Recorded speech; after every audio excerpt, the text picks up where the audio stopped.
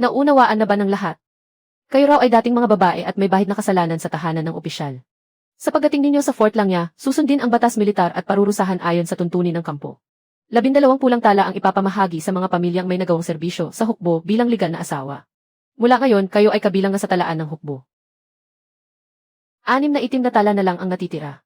Walang makapipili ng asawa. Pagkaraan ng kalahating oras, ihahatid kayo sa likurang kampo. Kapag nasa likurang kampo na, makalalabas pa ba kayo? Ilalabas ng nakahiga. Ha? Sabi ko na nga ba, ibigay mo na agad sa iyong asawa ang gintong karayom na iyon. Ayaw mo pa ring makinig. Ngayon alam mo na ang takot. Iyon na sana iyon ng aking ina. Muntik ka nang mawala ng buhay. Iiwan mo pa ba ang karayom para isama ka sa libing? Umuna nang kumuha si Shen Kiluo. Pulang tala. Bahay ni Baihulu Waiksin. Sana siya ang mapili. Narinig kong marunong kang bumasa. Marunong ka rin daw sa pagbilang at pagtutuos. Kayang magpatakbo ng kabahayan ang utusan. At kaya ring humawak ng gawain sa loob ng tahanan. Hindi kailanman mapapahiya si Baihulu sa pamamagitan ni Jayang. Kung gayon, siya na lang. Nakita na ba ni Suining? Hindi mahalaga kung may kakayahan ang babae o wala. Ang pinakaimportante ay tama ang mapiling lalaki. Si Jayang Suining ang bumunot. Sabi ko na sa iyo. Ang taong ayaw yumuko. Hindi magiging maganda ang kapalaran. Hindi ba sinabi na kalahating oras pa bago ihatid ang mga tao? Ikulong muna siya para hindi makatakas. Mayroon akong. Paano ako tatakas sa gitna ng napakaraming kawal?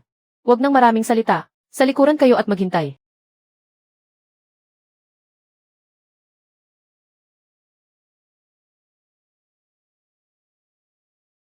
Dumaan, dumaan, dumaan.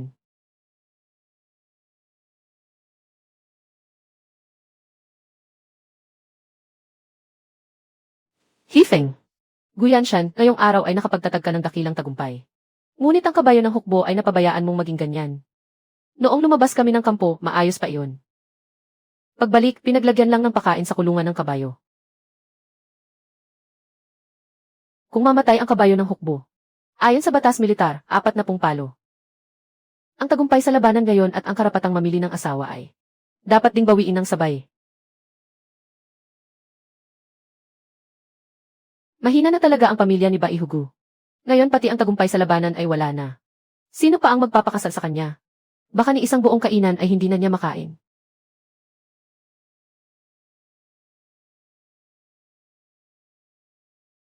Sandali, hindi sakit ang kabayo kundi nalason. Ang salbahing iyon, ano ang alam niya sa paghila ng kariton? Ito ang dahon ng busilak. Nakakamanhid sa bibig. Kayang pabulangin at mapasuka ang mga alagang hayop. Kapag malubha, ikamamatay. Kung ito ay napasama lamang, dapat ay malalaki at maliliit ang mga dahon. Ngunit ang mga dahong ito ay pantay-pantay ang pagkakapira-piraso. At lahat ay nakabaon sa ilalim ng pakain. May naglagay ng laso ng sadya. Masasagip mo pa ba siya? Kaya, pero huwag nang mag-aksaya pa ng oras. Hindi ako nangangako.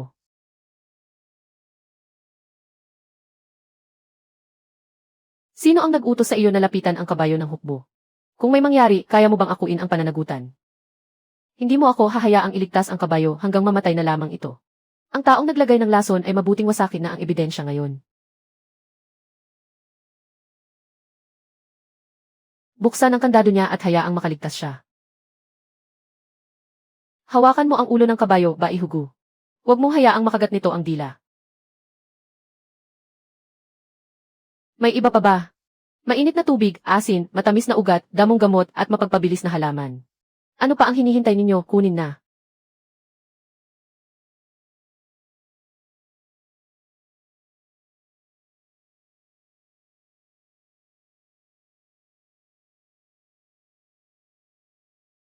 Ipagpatuloy mo ang pagliligtas. Babantayan kita. Itong diin ang tama. Huwag mong idiin ng buong lakas at baka mamatay ito.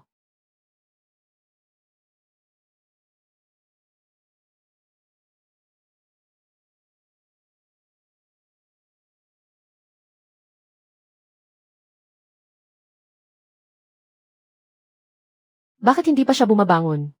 Nalason ka. Pagkatapos mong sumuka, makatatakbo ka na agad. Kung gayon, gaano pa katagal? Tumahimik ka at hayaan siyang huminga. Ha?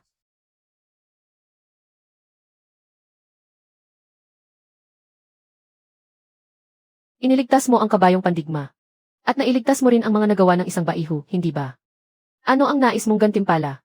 Bilisan mo at hilingin kay Qianhu na gawing pulang tanda ang iyong itim na tanda.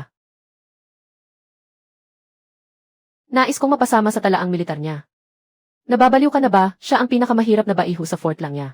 Hindi ako sang-ayon. Bakit? Namatay sa digmaan ang aking ama.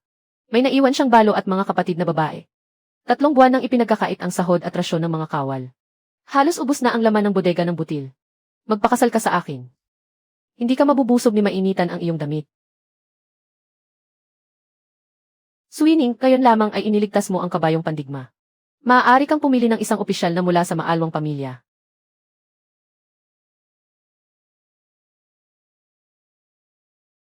Kanina lamang ay biglang nagwala ang kabayo. Ang una niyang ginawa ay humarang sa aking harapan. Mahirap man o hindi ang isang tao. Makakaisip ako ng paraan. May konsensya ka ba? Wala akong magagawa upang baguhin iyon. Ayokong siya ang bumuhay sa akin. Ang kailangan ko lamang ay isang talaang militar na magpapahintulot sa aking mabuhay. Tungkol naman sa rasyon ng pamilya Gu. Ako na mismo ang kikita. Hindi natatakot sa kahirapan ang ibang dalaga. Ikaw ay isang ganap na lalaki. Ano ang kinatatakutan mo? Ngayong nakapasok ka na sa tahanan ng pamilya Gu. Hindi kita ipababalik sa hulihang kampo. Ngunit kung hindi na natin maitatawid ang buhay, huwag mo rin akong sisihin. Napagkasunduan na. Si Jiang Suining ay itinakdang mapangasawa ni Baihu Guyan siya ng fort lang niya.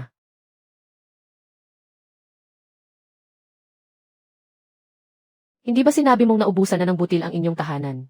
Ngayon ay itinulak niya ako upang makalusot sa pagkubkob ng bidi. Hinarang niya ang isang patalim para sa akin. Kaya ibinigay mo sa kanya ang sarili mong rasyon. Kawal ko siya.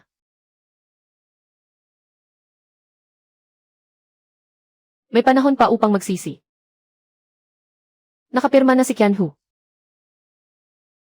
Maaari akong magmakaawa sa kanya.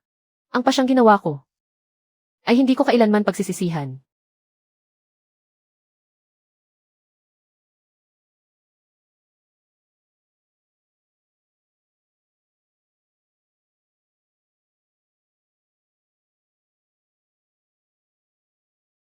Yanshan, bakit talaga may asawa kang iniuwi? Ina, naitala na siya sa hukbo. Hindi na nga namin kayang buhayin ang 4 na bibig sa bahay. At dumagdag pa ngayon ang isa. Ano ang ipakakain mo sa kanya?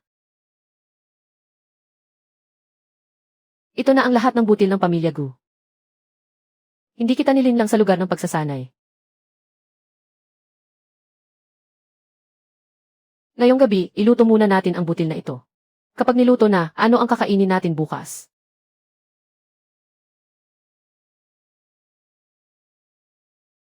Bago tuluyang dumilim bukas, babalik ako na may dalang pagkain. 2 mangkok lamang ng malabnaw na lugaw ang pinakamalalabas dito. Ang sabi mo, lulutuin nating lahat ngayong gabi. Ano ang ipupuno natin sa sikmura bukas? Kumain muna tayo bago mag-isip ng iba. Kapag gutom ang tao, hindi na makalakad. Lalo na at baka wala na tayong mahanap na pagkain bukas. Ina, hindi ako nagugutom. Itira ninyo para sa kuya.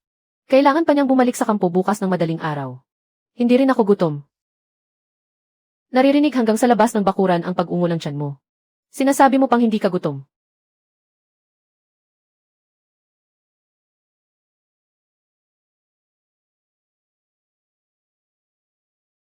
Ilang oras ka bang nagsasanay sa isang araw? Isang subo lamang ang kinakain mo. Gusto mo bang mamatay sa gutom sa kampo? May sarili akong rasyon sa kampo.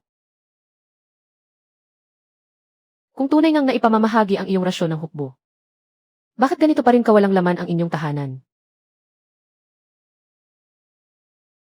Ate, para sa iyo ito. Kakapasok ko pa lamang sa pinto. Hindi ko agawin ang rasyon ng bata. Kahit salat ang pamilya Gu, hindi namin hahayaang magutom ang bagong manugang. Hinahati-hati na ang tinapay. Ngunit halos mo muna lamang ang natitira. Walang sinumang mabubusog. Sa halip na magtalo rito, sabihin mo na lamang kung saan may bundok sa paligid. May bundok sa hilagang dalisdis. Ngunit 2 taon na itong tagtuyot. Lahat ng maaaring kainin ay nahukay na. Hindi ibig sabihin na may nauna nang naghukay ay wala nang natira.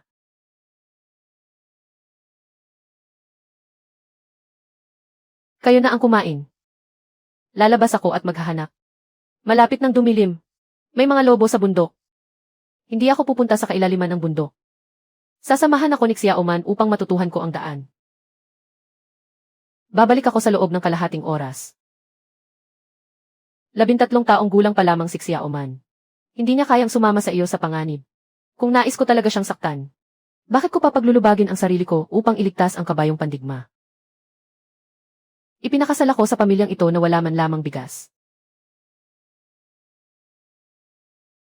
Ina, sasama ako kay Ate Swining. Alam ko ang daang pinakamalapit sa nayon.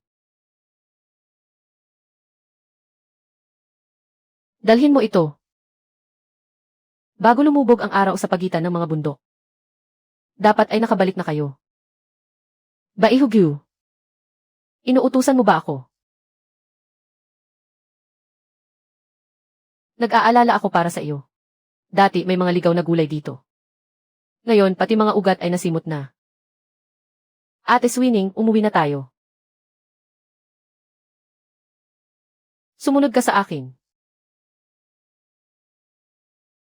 Alam mo ba kung saan may makakain? Mas maraming tubig sa bahaging hindi nasisikatan ng araw. May malaking bato sa unahan na panangga sa hangin. Baka may makikita sa ilalim ng siwang ng bato. Ay, may mga gulay nga rito. Huwag mong bunutin pati ugat. Pitasin lamang ang murang dahon at iwan ang ugat. Muli pa itong tutubo pagkalipas ng ilang araw. Esan.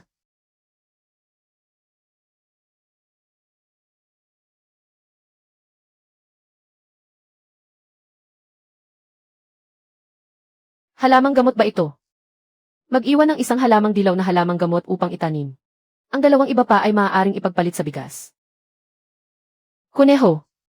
Ay. Ate Swining, bakit gumagalaw mag-isa ang baging na iyon? Ay Ruki. Naipit ang paa niya sa baging. Huwag mong sasabihin kanino man ang nangyari ngayon. Wala akong pagsasabihan. Umuwi na tayo at kumain ng karne. 3 kilo ang nabawas sa supot na ito ng bigas. Hinaluan ng nagtitinda ng lumang bigas ang bagong ani. At naningil pa ng 20 tansong barya. Talagang mahusay ang aming kilo. Marunong bumasa at magkwenta. Nang maiuwi natin siya, nakatipid ang pamilya. Hindi ba iyan ang bagong manugang ng pamilya Gu? Umakyat sa bundok na walang laman ang tiyan. Baka umiyak na siya sa pagbalik.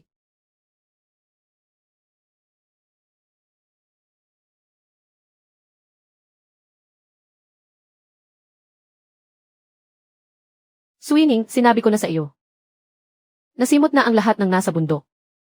Salat man ang pamilya Gu, hindi mo dapat isugal ang buhay mo.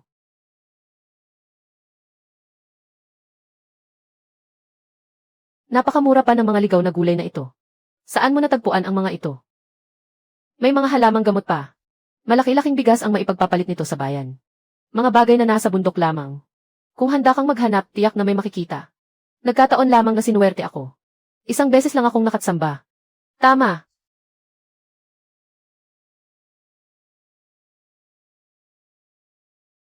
Sinuwerte ang manugang ng pamilya Gu. Ngunit bunga rin iyon ng kanyang sariling kakayahan. Mas mabuti na iyon kaysa sa mga tao. Puro salita lamang habang nakatayo sa ilalim ng puno.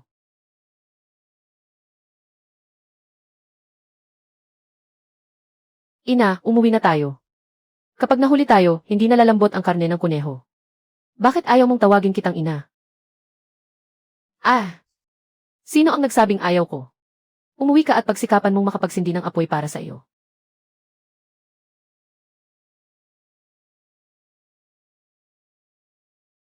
Saan nanggaling ang mabangong karne? Umakyat sa bundok ang hipag mo at nakahuli ng kuneho.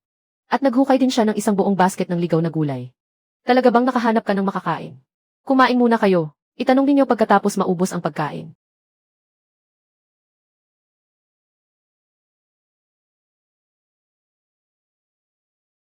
Hindi pa siya nabubusog. Malaki na talaga siyang kumain mula pagkabata. Ang isang kainan niya ay katumbas ng 3 kainan ng iba. Mahirap ang aming pamilya. Sa mga nagdaang taon, hindi pa siya tunay na nabusog.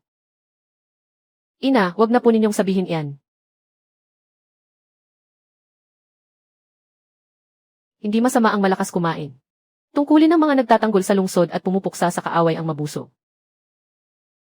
Hintayin mong mapalago ko ang mga binhing ito. Pagdating ng araw, kumain ka ng walang pagpipigil. 2 taon nang tagtuyot sa lugar na ito. Ano ang itatanim mo? Basta may binhi, lupa at tubig, maaari itong itanim.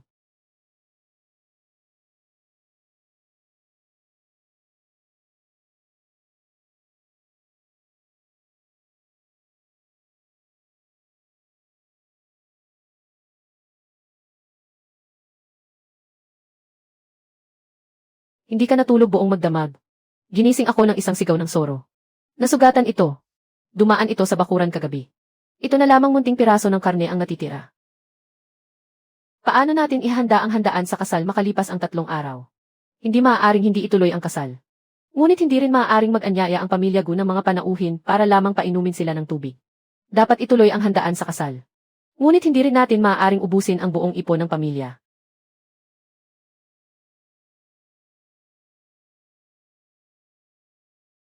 Narito na ang salaping panghanda sa kasal.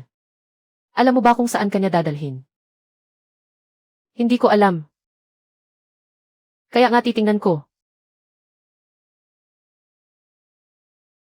May mga ahas sa malalim na kabundukan. May mga bitag din ng mga ngaso. Sasamahan kita. Hindi mo kailangang pumasok sa kampo upang ihatid ang ulat ng labanan. Mahuhuli ang ulat ng labanan. Ako ang mapapagalitan. Kapag may nangyari sa iyo, ako ang magsisisi. Kung gayon, sumunod ka sa akin.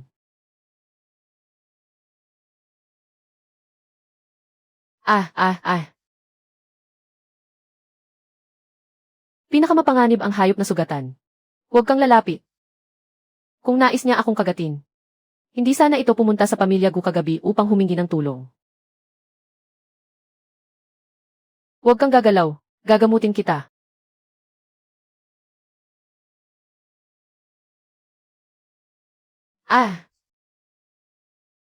Ikaw pa talaga ang nangangagat ng tao. Wala ka ba talagang konsensya?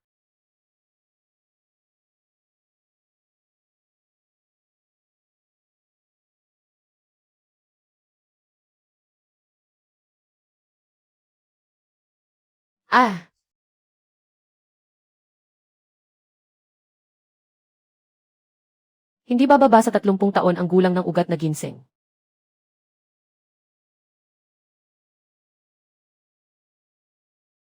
Ah! Ah!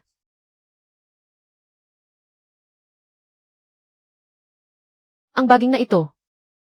Kumuha ka muna ng bato.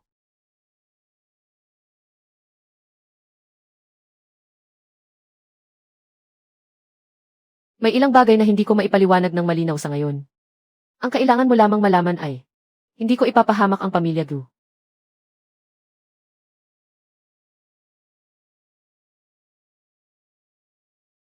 Saang direksyon tumutubo ang ugat? Hindi ka na magtatanong. Kapag nais mong magsalita, kusa kang magsasalita. Hukain muna ng buo ang ginseng.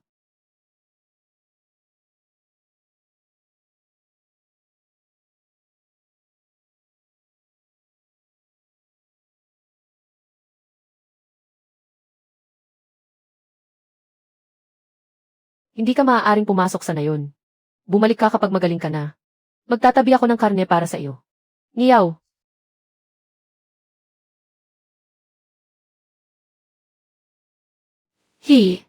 Kung gayon, tumayo ka sa tabi. Ang mukha mong iyan ay may panakot na halaga na 200 pilak.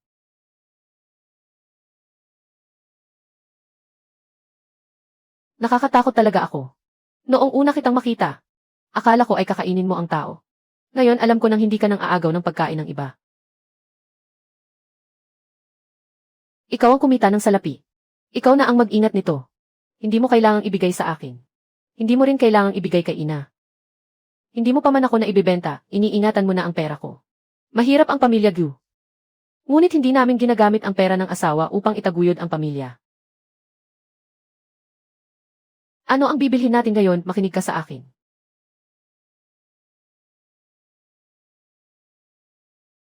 Dapat buo ang ugat. Ngunit hindi pa sapat ang gulang nito. 5 leang lamang. Guyanshan, umalis na tayo. Aba, binibini. Tama. Napag-uusapan ang presyo sa bilihan. 3 ikot ng lilang hibla sa ugat. Dapat buo ang ugat ng Shen. Hindi bababa sa 35 taon. 8 leang at dagdagan mo na rin ang isang pakete ng matamis na ugat at gamot na pampigil ng pagdurugo. Ice. 7 layang. CJ. Ice, 8 na kung 8.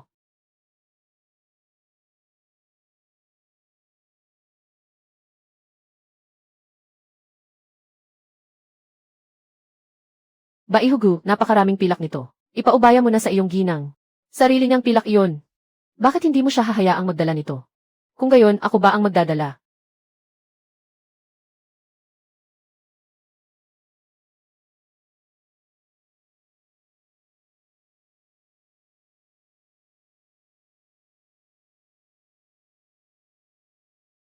Hindi naman maubos ang ganito karami sa handaan ng kasal.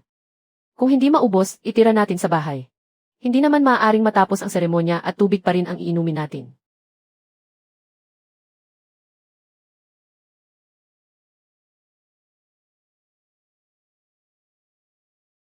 Ang pulang tela ang gagamitin ko sa damit pangkasal mo. Huwag na ang iba. Sa iyo ang madilim na asul.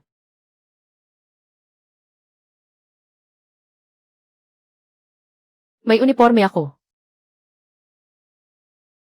Naka-uniforme tayo sa seremonya ng kasal. Magpapakasal ka ba o magpapatawag ng mga kawal? Ang abong asul ay para kay ina. Ang pinong koton ay para kina Changshuan at Xiaoman. Mauubos ang pilak.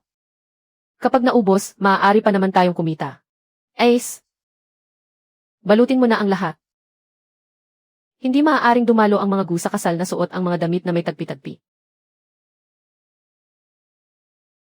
Hindi ka ba natatakot na sabihin ng iba na winawaldas mo ang salapi para punan ang walang katapusang hukay ng pamilya gu? Ako ang pumili sa iyo. Kaya kusa kong pupunan iyon.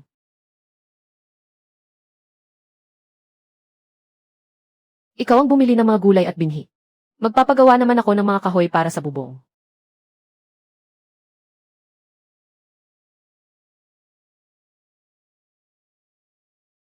Magpapaayos ka ng bubong. Kailangan mong gumamit ng bowl na may kandado. Nakita mo pala. Gawin mong mas matibay ang bowl. Marami akong gamit.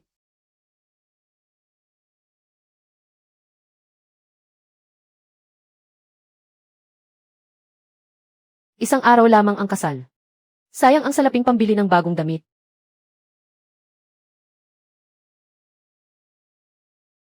Ah! Swinging! Naubos mo ang lahat ng kinita mo sa pagbebenta ng gamot. Ipinambili ko ng pagkain at damit para sa bahay. Paanong naubos lahat? Ano naman ang silbi kung bago ang damit? Sa handaan ng kasal, ang mahalaga ay kung sino-sino ang dumalo. Makalipas ang 3 araw, maghahanda rin ng piging ang aming pamilya Lu. Naanyayahan na namin ang mga baiho at songki sa hukbo. Pagkaraan ng 3 araw, ganoon din ang sa amin. 3 araw din mula ngayon. Kung gayon, sakto. Kung kaninong pintuan papasok ang mga panauhin. Depende na iyon sa galing ng bawat isa.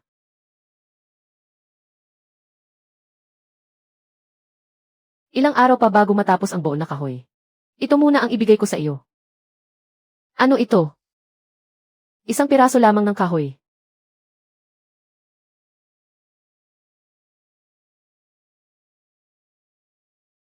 Siya mismo ang gumawa nito. Gusto ko. Baihugu, baihulu. Qianhu, makalipas ang 3 araw ay may tungkulin militar ako. Hindi ako makadadalo ng personal sa piging. Ngunit magpapadala ako ng tig-iisang handog sa 2 pamilya. Ang mga baiho sa kampo. Ang Zongki at ang mga kawal ay hindi kailangang pumunta sa magkabilang panig. Sila na ang pumili kung kaninong pintuan nila gustong pumasok.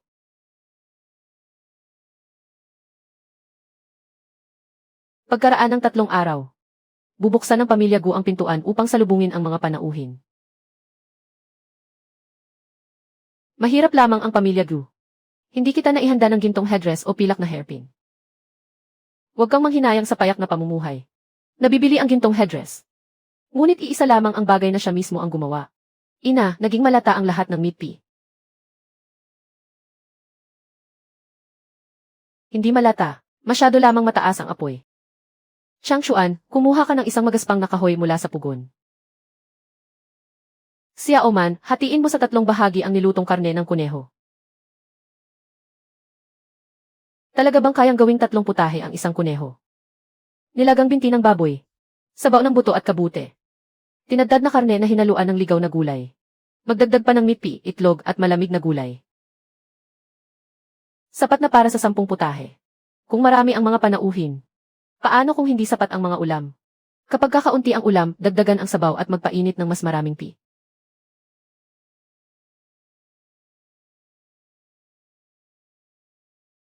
Ang sinumang pumasok sa tahanan ng pamilya Gu ngayong araw, ay hindi maaaring paalisin ng gutom.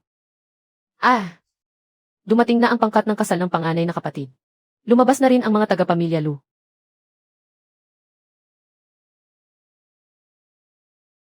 Kung gayon, lumabas tayo at tingnan. Tingnan natin kung ano ang ihahambing ni Shen Qiluo.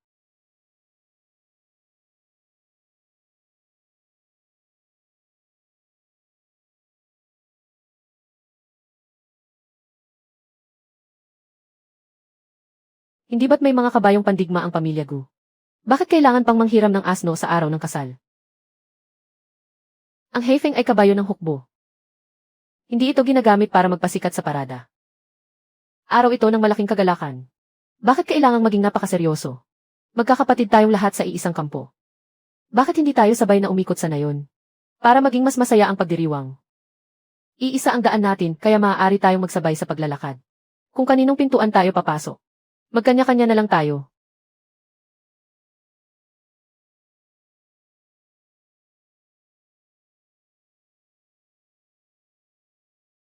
Suining. Ganyan ka pa rin katigas ang ulo. Marami ang panauhin ngayon. Sino ba ang may tahanang walang bisita? Dila mo talaga. Hindi magandang tingnan ang ganyang mukha.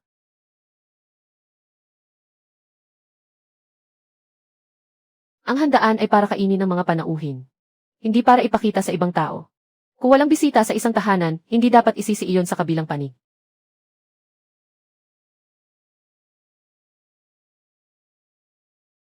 Huwag ka nang magpatunog ng gong at gambalain ang magandang oras. Ha ha ha ha.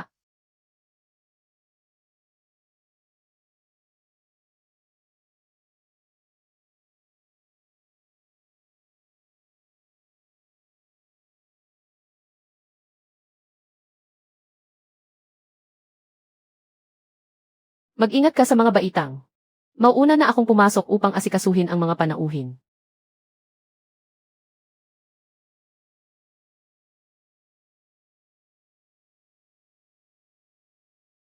Mga ginoong kawal. Handa na ang piging sa tahanan ng pamilya Lu. Mangyaring pumasok kayo. Maliit ang lugar ng pamilya Gu. Kung hindi kayo mandidiri, maaari rin kayong maupo sandali. Minsan akong ipinagtanggol ni Baihugu sa gulod ng Hefeng. Lesiu. Ngayon ay ikakasal siya. Lesiu. Natural lamang na pumasok ako sa tahanan ng pamilya Gu. May isang inuming utang sa akin si Baihugu. Ngayon ang tamang araw upang singilin iyon. Ha ha ha ha.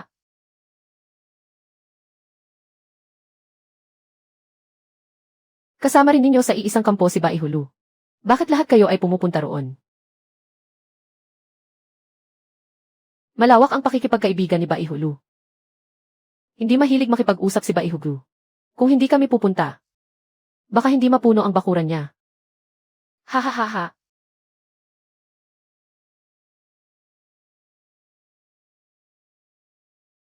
Kagalang-galang na Qianhu.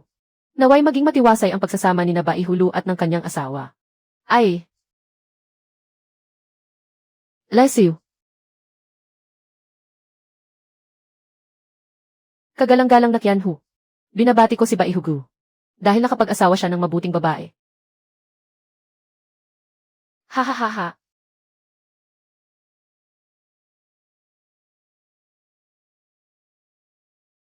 Sino ang gumawa ng binti ng baboy na ito? Mas mabango pa ito kaysa sa pagkain sa mga bahay inuman ng bayan. May sabaw din ng kabute at kuneho. Bilisan mo at punan mo ako ng isang mangkok. Ay, ha ha ha ha. Ate Zhao, dagdagan mo pa ako ng isang pi. Hanggat may pi, busog ang lahat. Hindi ba sapat ang karne? Uminom kayo ng mas maraming sabaw at kumain ng mas maraming pi. Huwag kayong mahiya. Sino ang mga ngahas na tumanggi? Noong umunguya kami ng matitigas na pi sa kampo. Wala man lang mainit na sabaw na mainom. Ha ha ha ha. Baihulu, pupunta ako sa tahanan ng pamilya Gu upang makipagtagay kay kapatid Gu. Babalik ako mamaya. Titingin din ako roon. Ha ha ha ha.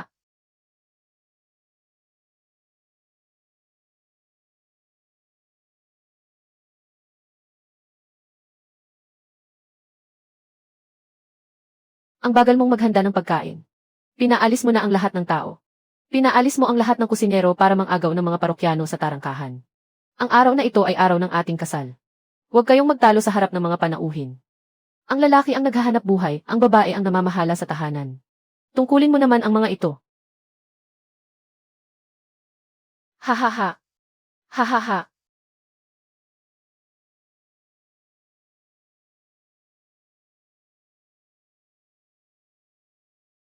Maghapon kang abala ngayon. Umuwi ka na at magpahinga.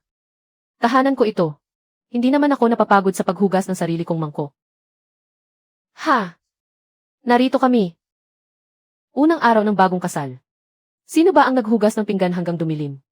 Nagkalat ang mga mangkok sa buong bakuran. Bakit nakatayo ka pa riyan? Bilisan mo at ligpitin ang mga iyan.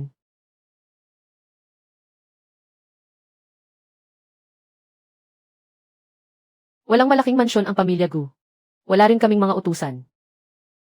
Kailangan pa rin natin ang mga gamit na ito ngayon. Ipinambili ang perang iyong pinaghirapan. Kung gayon, kung pinagsisisihan mo na ngayon, maaari kitang bigyan ng sapat na salapi. At ihatid ka sa ibang lugar upang mamuhay. Sinabi mo sa liwasan ng pagsasanay. Na pagkapasok ko sa tahanan ng pamilya Gu, hindi mo ako muling ipababalik sa kampo sa likuran. Sinabi ko na iyon. Ngayon, muli mo naman akong itinataboy. Hindi kita itinataboy.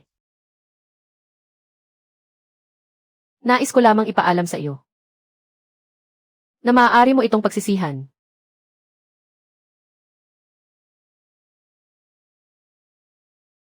Ikaw ang pinili ko. Hindi dahil wala na akong ibang mapagpipilian. Pinoprotektahan mo ang mga kabayo ng hukbo. Pinoprotektahan mo ang iyong pamilya. At pinrotektahan mo rin ako nang mawalan ka ng pagpipigil. Ang lalaking tulad mo kahit salat sa yaman, ay handa akong makasama sa pagharap sa buhay. Kung gayon, sasabihin ko rin sa iyo. Salat man gayon ang pamilya Gu. Ngunit habang may hininga pa ako, hindi ko hahayaang ilayo ka kaninuman.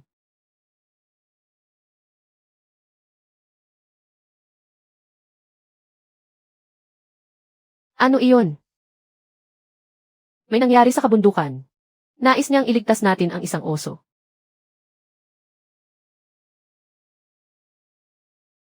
Hindi pa natutuyo ang dugo.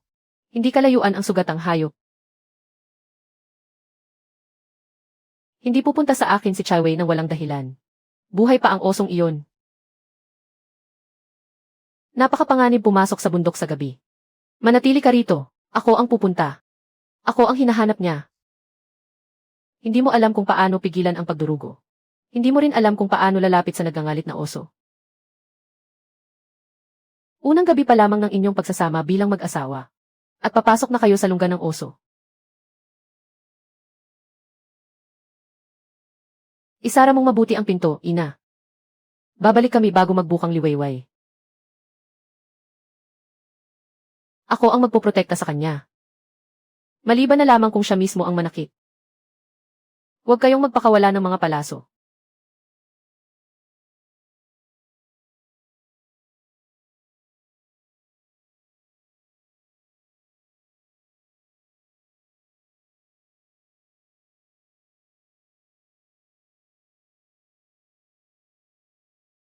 Huwag muna kayong magpaputok.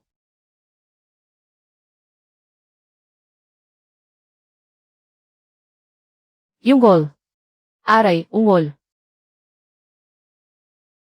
Hindi ito dahil hindi siya makaalis. Binabantayan niya ang kanyang anak.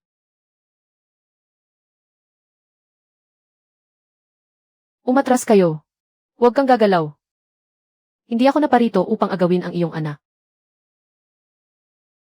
111. Swinging. Lumapit ka pa ng isang hakbang at kikilos ako. Takot siya, hindi niya hangaring pumatay ng tao.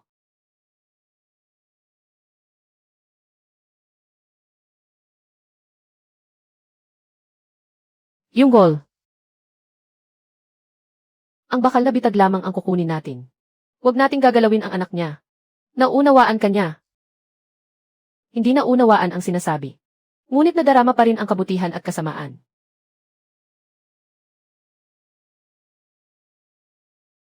Kapag nahati ko siya, kapag siya ay magwala, tumakbo ka agad. Ah!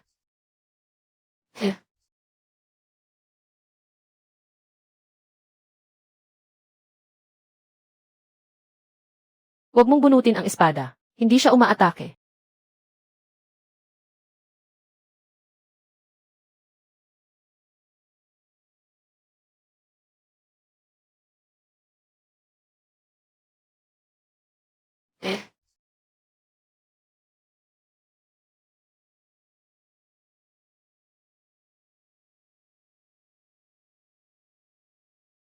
Bibigyan mo pa talaga siya ng pangalan. Napakaitim niya at mukha pang bundok. Pangalanan natin siyang Heyu.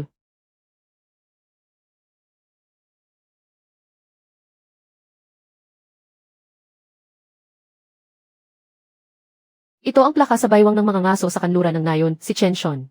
Pumasok siya sa kabundukan kalahating taon na ang nakalipas at hindi na nakabalik.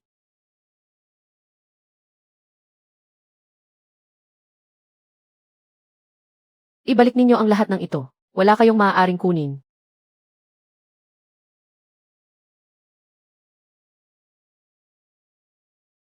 Ah! Ginseng na may mga ugat na tila nagyelong ugat. Halos 100 taon na. Iniwan din ito ni Chenshon.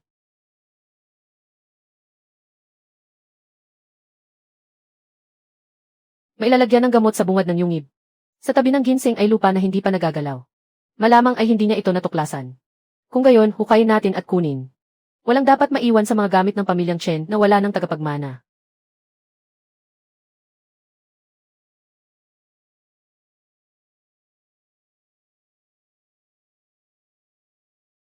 Manatili ka rito upang magpagaling. Kapag dumating si Chawei para hanapin ka, lumabas ka na.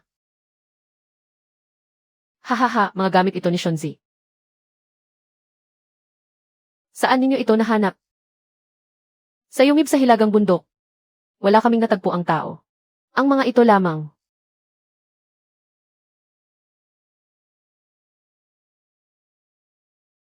Maraming mahuhusay na halamang gamot sa loob ng yungib. May isang ginseng na may nagyelong mga ugat. Ngunit tumutubo ito sa siwang ng batong hindi pa nagagalaw. Kung hindi ka naniniwala, maaari mong papuntahin ang kapitan ng nayon upang magsiasat.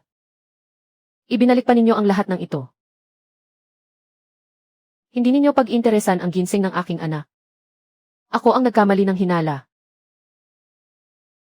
Nais mo lamang magtabi ng kaunting bagay para sa iyong anak. Halos 100 taon na ang ginseng. Buong-buo ang mga ugat nito. 300 tael na pilak. 380 tael. Hindi ko ito ibebenta ng kulang kahit isang barya. Walang sinuman sa hangganan ang makakabayad ng ganitong halaga. Tinanggap mo na, hindi ba, hindi naman ito ibebenta rito sa hangganan. Kapag ipinadala sa kabisera, hindi bababa sa doble ang halaga. Kung magkano ang sinabi niya, iyon na ang halaga. 360 tael. Aalis na tayo. Isinara ang kasunduan sa 380 tael. Heh!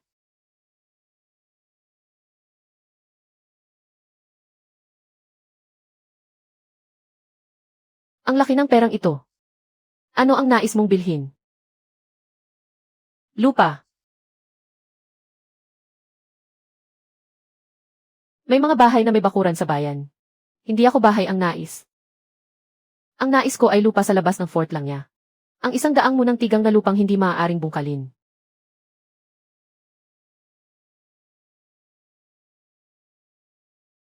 ₱380 at hindi bibili ng bahay o bakuran.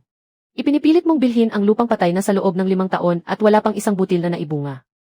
Malalaman mo lang kung patay nga ang lupa kapag ikaw na ang nagtanim. Sapat pa ba ang matitira para ayusin ang bodega ng butil at ang silid ng mga binhi? Sapat. Marunong gumawa ng kagamitang pansaka si Chang Xuan. Marunong magpatubo ng mga punla si Xiaoman. Basta may tubig. Mabubuhay ang lupang ito. Ang pangunahing kanal ng fort lang niya ay nasa ilalim ng pangangasiwa ng mga bukid militar. Kung wala ang aking pahintulot, kahit isang patak ng tubig ay hindi makapapasok sa iyong bukid.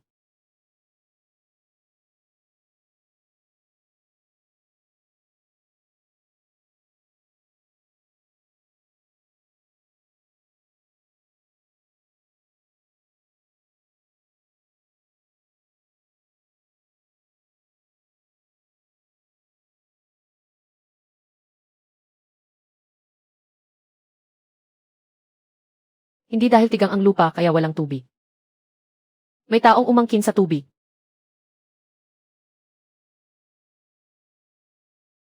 Effie, nais mong magtanim, maglabas ka ng kalahating tael na pilak upang bumili ng tubig.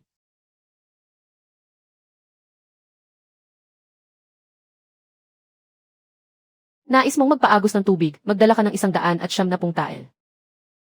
Kapag nasa kamay na ang pilak, bubuksan ko ang tarangkahan ngayong araw. Kahit ang 100 munang tigang na lupa ay hindi ganoon kamahal. Isang kanal lamang ng bukid militar at nangangahas kang maningil ng 170 tael. Lesiu. Patay na lupa iyon. Kaya likas lamang na wala itong halaga. Kung walang tubig, masasayang ang binhi, mga manggagawa at 380 tael na pilak mo. Lahat ay kailangang magbayad para sa tubig. Ang kanal ay ipinatayo ng pamahalaan. Hindi ito pribadong pag-aari ng pamilya Kao. Ako ang tagapangasiwa ng suplay ng hukbo. Paano hahatiin ang tubig ng fort lang niya? Ako ang masusunod dito. Magbayad kayo. O panoorin ninyong patuloy na tumigas sa hamog na nagielo ang lupang tigang. Ano ang natuklasan mo? Hindi naputol ang daloy ng tubig, nagbago lamang ito ng daraanan. Hintayin na lamang ninyong mabulok ang mga binhi sa lupa. Ngunit huwag kayong babalik upang humingi ng tulong sa akin. Hindi ko bibilhin ang tubig na ito sa halagang 170 puliang. Itabi na lamang ni Ginang Kao ang pera para sa kabaong niya.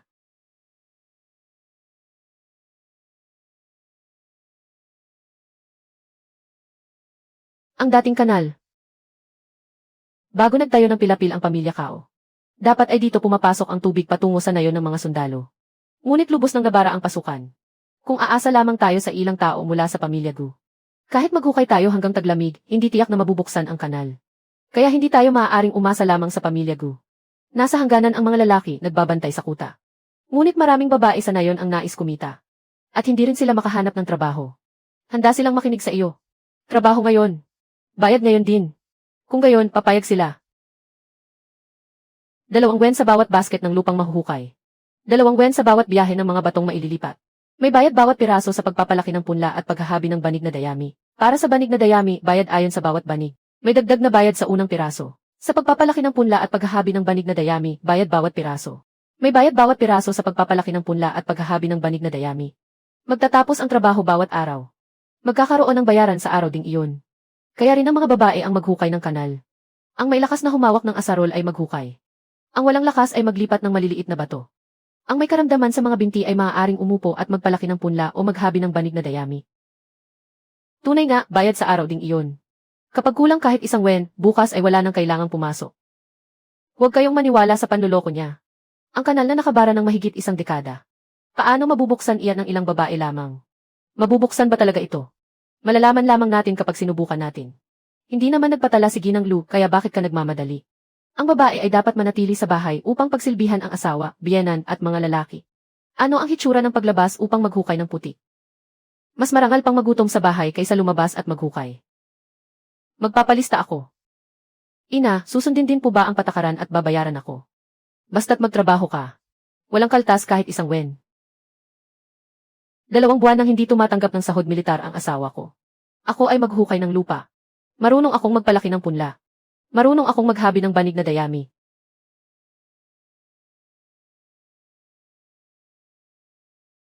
Marunong akong magtala ng kwenta. Maaari ko siyang tulungang magtala ng bilang ng araw ng trabaho. Ako ay isang baihu. Sumama ka sa isang pangkat ng mga babae upang maghukay ng puti. Ano na lamang ang iisipin ng ibang tao sa akin? Magtatala lamang naman ako ng mga kwenta. Hindi pa rin maaari. Hindi kayang mawala ng dangal ang pamilya Lu. Ang nasa unahan ay maghukay ng puti. Ang nasa hulihan ay maglilipat ng mga bato. Lahat ng nahukay na lupa ay dalhin sa tigang na lupa upang gawing pilapil. Huwag itong sayangin. Huwag piliting buhatin ang mga bato. Igulong ang mga ito sa tabla at itulak gamit ang kariton. Napakadali ng karitong ito.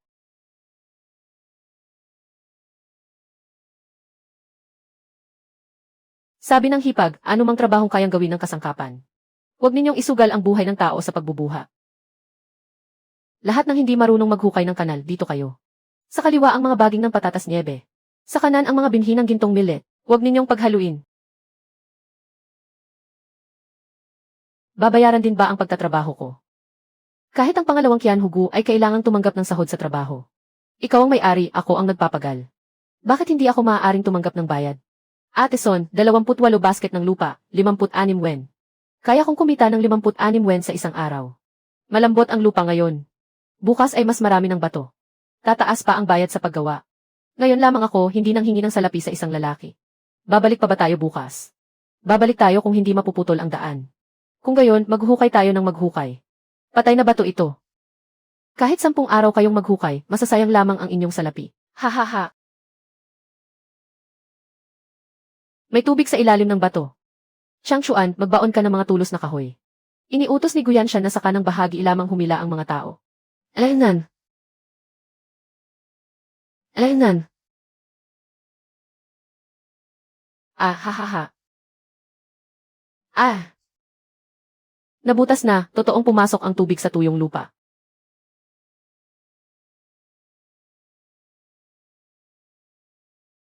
Galing sa bundok ang tubig na ito. Hindi ito dumaan sa pilapil ng pamilya Kao. Sino pa kaya ang gustong singilin ang ginang na Kao ng 170 layang? Ate, napakatatag pala nila. Basta hindi mamatay ang ugat, mabubuhay pa.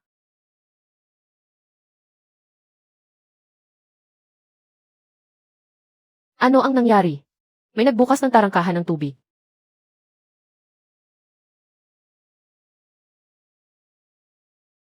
Sabihin mong isara nila.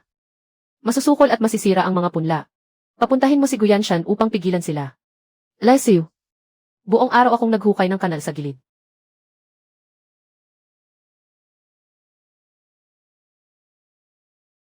Ah!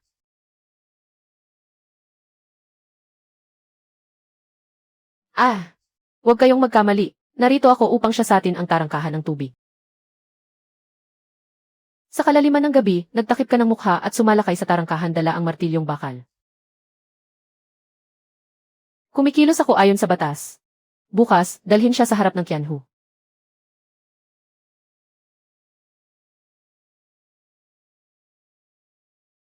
Ninakawan ng mga tulisan mula sa gulod ng Hefeng ang 2 nayon sa hangganan. Baihu Guyanshan, maghanda ka ng tugon sa utos. Inuutusan ng Qianhu si Gyu, ang pangalawang Qianhu. Bukas, mamuno ka ng 100 kawal patungo sa bundok. Samahan ninyo ang mga suplay ng pagkain at kumpay. Isara at bantayan ang pasukan ng bundok. Sino ang mangunguna sa taliba? Kusang nag-alok si Baihu Lu. Nakuha na niya ang pamumuno sa kampo ng taliba. Aabuti ng hindi bababa sa 7 araw ang paglalakbay. 7 araw na rasyon ng pagkain. 7 araw na rasyon ng pagkain para sa mga kawal. 7 araw ang itatagal ng labanan. 3 araw lamang na rasyon ang dadalhin. Maglakas loob pa kayang sumuong si Lu Huaixin sa malalim na kabundukan. Chang Chuan, ikaw ang kumuha ng mga suplay ng pagkain. Xiao Man, puntahan mo ang mga ginang. Opo. Mula ngayon, ang pamilya Gu ang magiging kampo ng inyong mga suplay.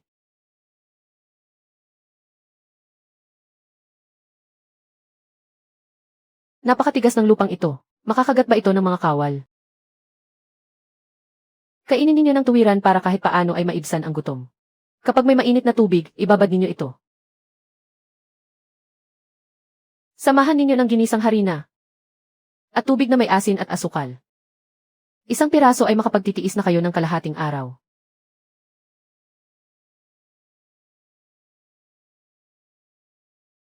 At ang mga ito, gamitin ang puting supot upang pigilan ang pagdurugo. Ang pulang supot ay panaboy sa mga ahas at mababangis na hayop. Huwag mong mapagpalit. Kapag isinaboy mo ito sa sugat, mamamatay ka sa sakit at huwag mo akong sisihin. Mamimigay ng rasyon ang hukbo. Hindi mo na kailangang magpuyat buong gabi. Nakasulat sa utos militar na 7 araw ang paglalakbay. 3 araw lamang na rasyon ang ibinigay sa bawat kawal.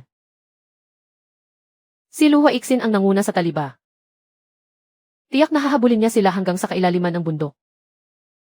Kapag naputol ang karito ng pagkain, wala nang makababalik sa mga nasa unahan.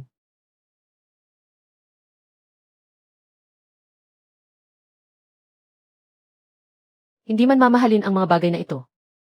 Ngunit pagdating sa bundok, kapag nabawasan kahit isang subo ng pagkain, o isang supot ng gamot sa sugat, maaari itong maging dahilan ng pagkamatay ng isang tao. Noong ako ay sumasagupa noon, wala ni isang naghanda ng mga ito para sa akin. Ngunit mula ngayon, mayroon na. Ikaw ang mamamahala sa pag-uwi ng mga tao. Ang nalalabi ay ipaubaya mo sa akin. Pangalawang Qianhugu. Sa pagsugpo sa mga tulisan, tabak lamang ba ang kailangan, hindi palayok, mangkok o sandok? Kahit gaano kabilis tumakbo ang taliba, kailangan pa rin niyang kumain.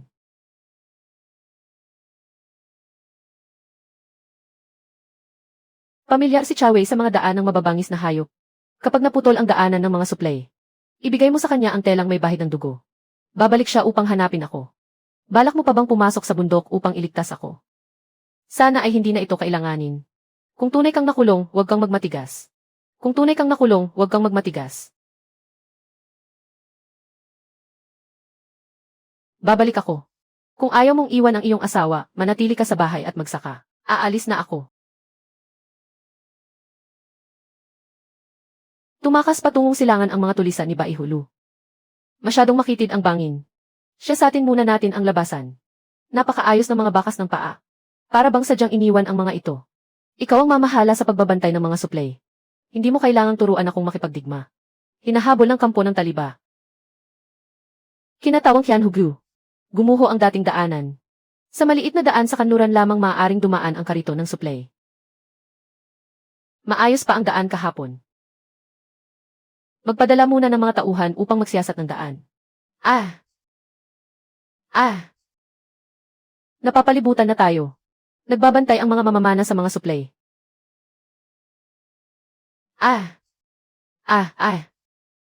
Sino ang nagsabi sa iyong ibunyag ang ruta ng mga suplay? Tinanggap ko lamang ang bayad at itinuro ang daan.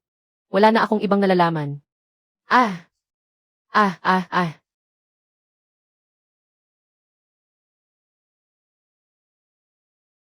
Bumalik at hanapin si Jiang Suining.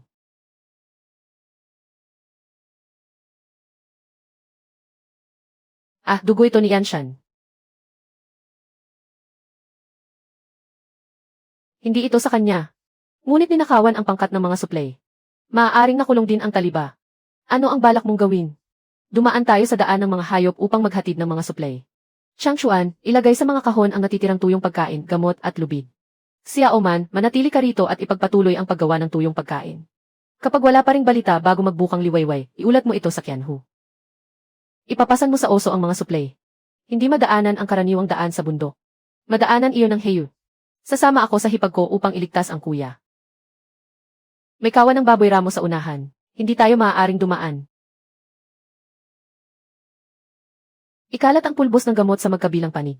Pagkaraan, basain ang damo sa likuran. Takot ang baboy ramo sa amoy ng gamot. Mapipilitan silang sumugod sa pugad ng mga tulisan. Hindi ba tayo narito upang maghatid ng mga suplay? Ihatid muna natin ang mga suplay. Pagkatapos, sila ang papagawain nating magbukas ng daan.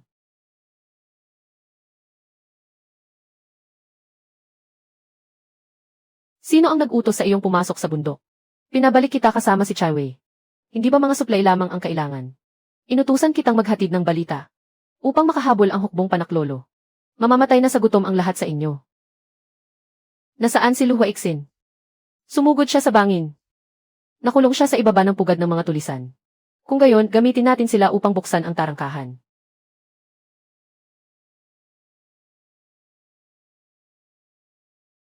Ah! Bumaba na sa bundok ang mga baboy ramo.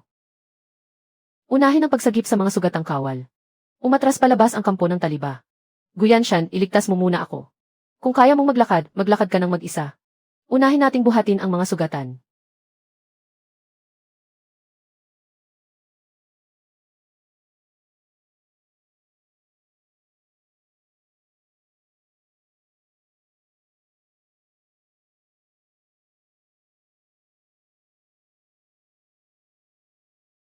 Sa susunod, bawal ka nang pumunta rito.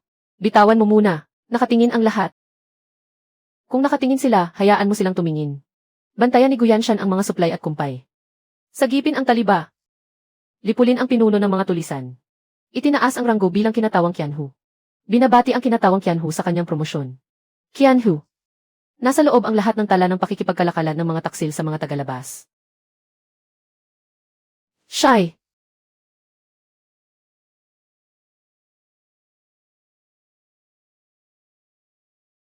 Sino siya? Koponan ng mga ngalakal ng Bedi. Muling bumuka ang sugat. Hindi ito sugat ng kutsilyo. Nagyelo ito nang magbantay ako sa bunganga ng bundok kagabi. Napunit ang pantalo ng hukbo. Tumagos ang malamig na hangin hanggang sa mga buto. Hanggang ngayon, hindi ko pa maibaluktot ang binti ko. Ganito rin ang ating mga kasuotan. Mukhang makapal kapag tinitingnan mula sa labas. Pero buo na sa tigas ang bulak sa loob. Ipadala lahat sa likod bahay at sunugin. Kapag itinabi, kakain lamang ito ng lugar at aakit pa ng mga insekto. Sandali, sira lamang ang panlabas na sapin. May magagamit pang bulak at balat sa loob. Bakit kailangang sunugin lahat? Kahit tagpian sa magkabilang panig, hindi na maisusuot. Gusto mo pa bang gawing bagong kasuotang panghukbo ang mga basahang ito? Hindi na maaaring isuot ng buo. Maaari itong kalasin at gawing pananggalang sa tuhod, panangga sa baywang, sapin sa sapatos at guwantes. Talagang mapoprotektahan nito ang bahaging ito.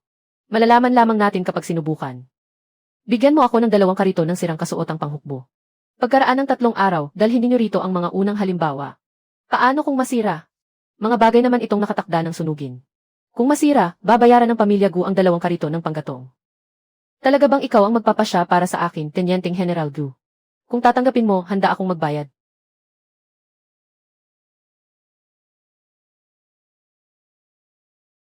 Inaamag na ang mga ito. Magagamit pa ba? Sunugin ang mga inaamag. Itabi ang tuyot at malambot pa. Kalasin muna sa kaibilad sa araw. Sa huli, himulmulin itong muli. Gawing pananggalang sa tuhod at panangga sa baywang ang makapal na tela. Gawing sinturon ang balat. Gawing guwantes ang pinong tela at bulak. Sino ang naghalo ng inaamag na bulak sa maayos na bulak? Ibabawas ang buong sahod mo sa araw na ito. Mga lumang gamit na nga, napakarami mo pang tuntunin. Para ito sa mga kawal na nagbabantay sa hangganan. Kapag binawasan ng isang sapin ng bulak, maaaring mawalan ng isang binti ang nagbabantay sa gabi dahil sa lamig. Ate, gaano kalaki ang pananggalang sa tuhod? Gawin mo itong malaking sukat ayon sa kanya. Gawin mong maliit na sukat para kay Changshuan. Magtakda rin tayo ng isang katamtamang sukat. Ginagawa mo ba akong panukat na tulos? Tamang-tama ang kapal ng binti mo. Ukitan ko ang 3 sukat bilang mga hulmahang kahoy. Pagkaraan, iyon ang gagamiting batayan sa paggupit. Walang makakagawa ng tabingi. Ukitan ko rin ang palatandaang malaki, katamtaman, maliit at napakaliit. Lalagyan ng bilang ang tahi sa loob ng bawat isa. Kailangan pa talagang lagyan ng bilang. Kapag may kumalas na sinulid at tumagas ang bulak. Sa pagsusuri, malalaman kung sino ang gumawa nito. Ang mahusay gumawa ay bibigyan ng gantimpala. Ang gumawa ng palpak ay magtatrabaho muli. Hindi naman mahirap gawin ang hulma. Marunong akong magkalkula ng mga talaan. Matutulungan din kitang mamahala sa mga tao. Kiloo, umuwi ka na. Kung makatanggap ng malaking utos mula sa kampo ang pamilya Gu, tiyak na mangangailangan sila ng mga tauhan. Ako ang magtatala ng mga aklatan. Makapaghahanap din ako ng pilak. Ako ay isang baihu. Ngunit pinagtatrabaho mo ako para sa pamilya Gu. Ano na lamang ang iisipin ng ibang tao sa akin? Kumikita ako sa sarili kong kakayahan. Kanino mapapahiya ang mukha?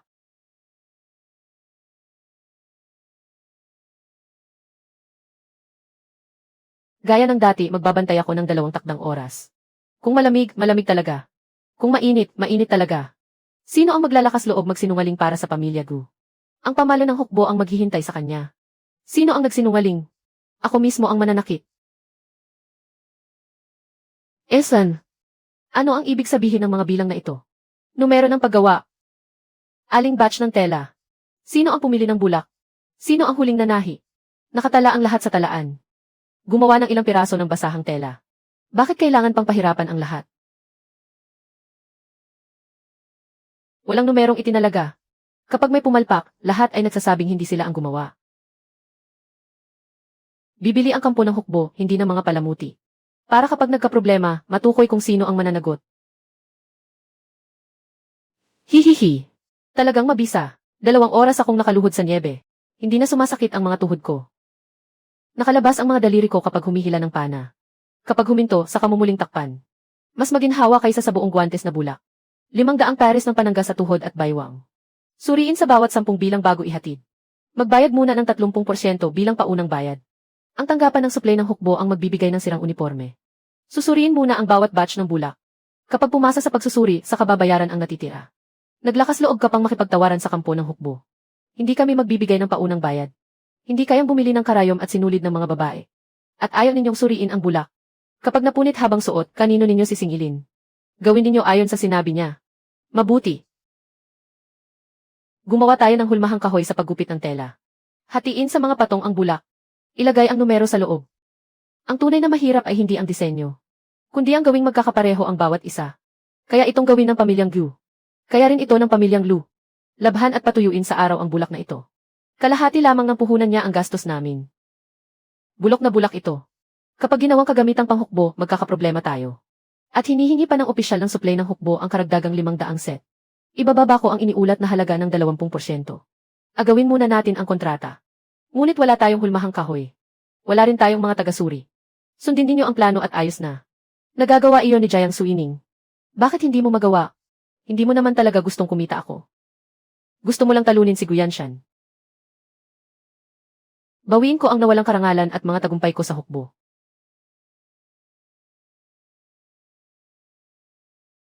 Ha? Ito ba ang mga kagamitang panghukbo na ipinadala ninyo? Ang disenyo ay mula sa pamilya Gu. Sino ang nakaalam kung siya mismo ang sumira rito? Sinadya niyang ibunton ang sisi sa pamilya Lu. Walang nakatalagang numero.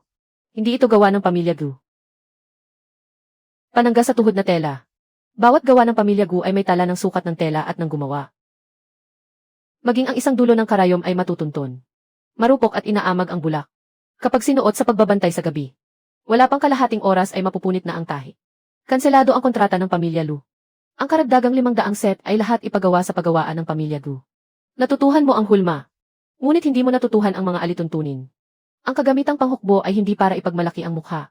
Ginagamit ito upang mailigtas ang buhay.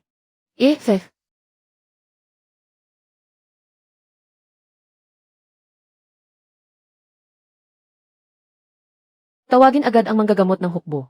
Magdamag na bumagsak sa lupa ang mahigit 10 kabayo sa kampo ng pandigma. Puro itim na bula ang lumalabas sa kanilang mga bibig. Sunugin agad ang lahat ng may sakit na kabayo. Sunugin pati ang mga pakainan at dayami. Para hindi kumalat ang salot ng mga kabayo sa buong kampo. Mahal na kao, buhay pa siya. Mas mapanganib kung mananatili siyang buhay. Kayang lipulin ng salot ng kabayo ang buong kampo ng mga mangangabayo.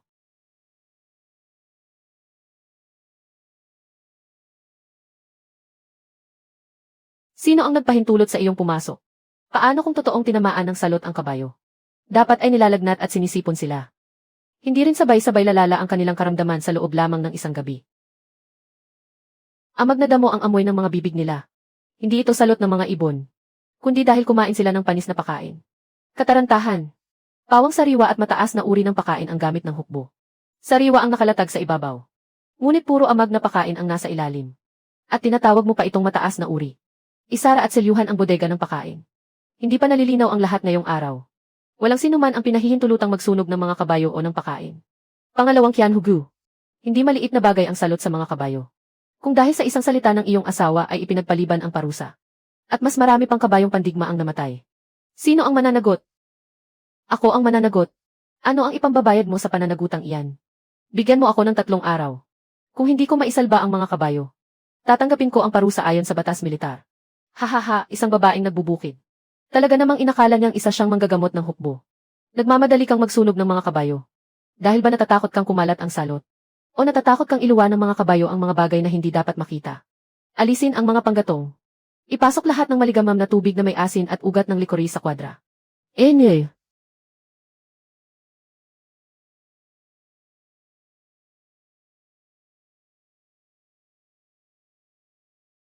Nakatala iyan sa talaan. Kahapon lamang ay naipasok sa bodega ang 300 bigkis ng sariwang pakain. Bakit naging lumang pakain na ang lahat? Hehe, mahalumigmig ang panahon sa hangganan. Karaniwan lamang namamasa ang pakain. Pawang alikabok at abo ang nasa mga lubid. Mukhang hindi bababa sa 1 taon nang nakatago ang mga iyon. Hindi mamasa ang sariwang pakain. Hindi talaga ito kailanman naipasok sa bodega.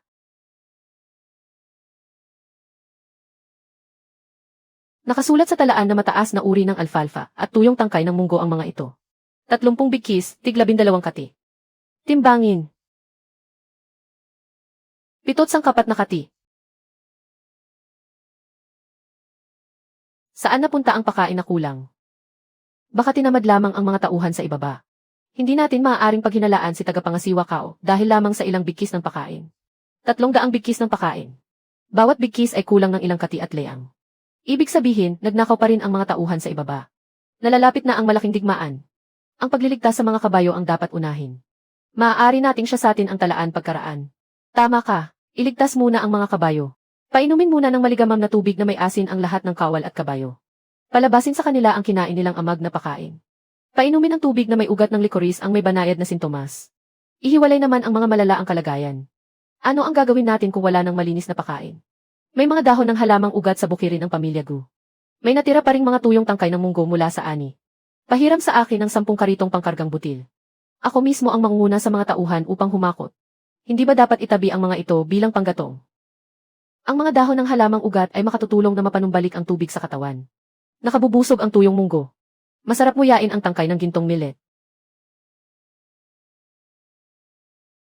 Ibabad ito sa tubig na may asin at hayaang umasim ng magdamag. Mas mabuti iyan kaysa amag na damo.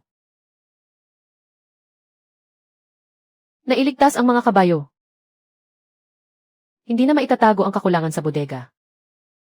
Kaya tiyak nakikilo si Kawan Kang. Nangangamba kang sirain niya ang mga talaan. Nasa kampo militar ang mga talaan. Hindi niya basta-basta magagalaw ang mga iyon. Mas malamang nasisirain niya ang mga bagay na maaaring ipalit sa pakain ng hukbo. Hindi sapat ang mga tuyong tangkay ng munggo. Pupunta ako sa paanan ng bundok upang maghanap pa ng ligaw na alfalfa. Sasama ako sa iyo. Huwag kang pumunta roon.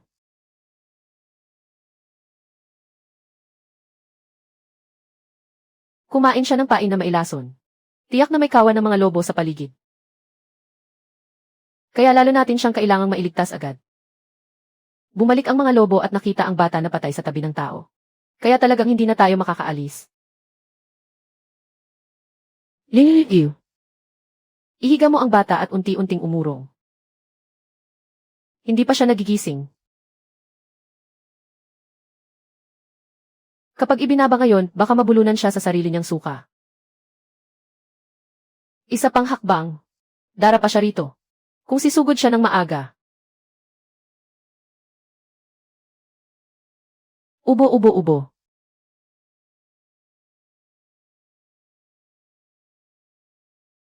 Dalhin siya at huwag siyang pakainin ng hilaw na karne sa loob ng 3 araw. Akala mo ba talaga naiintindihan ng mga lobo? Maaari ba nilang maintindihan, hindi ko alam. At least, naintindihan mo na. Ha?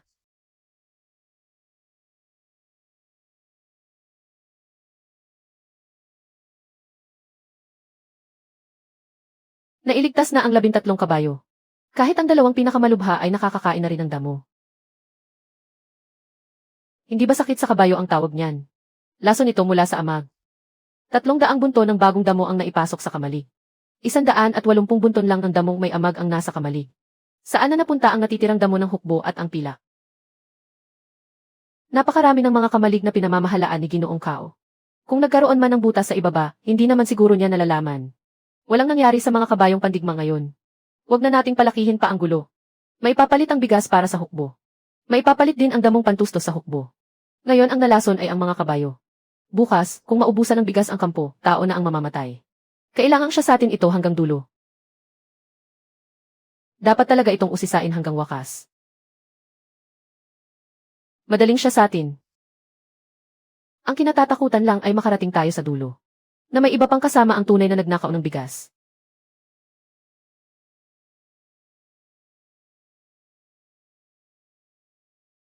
Pati ang mga bantay sa kamalig ng aking tiyo ay natigilan.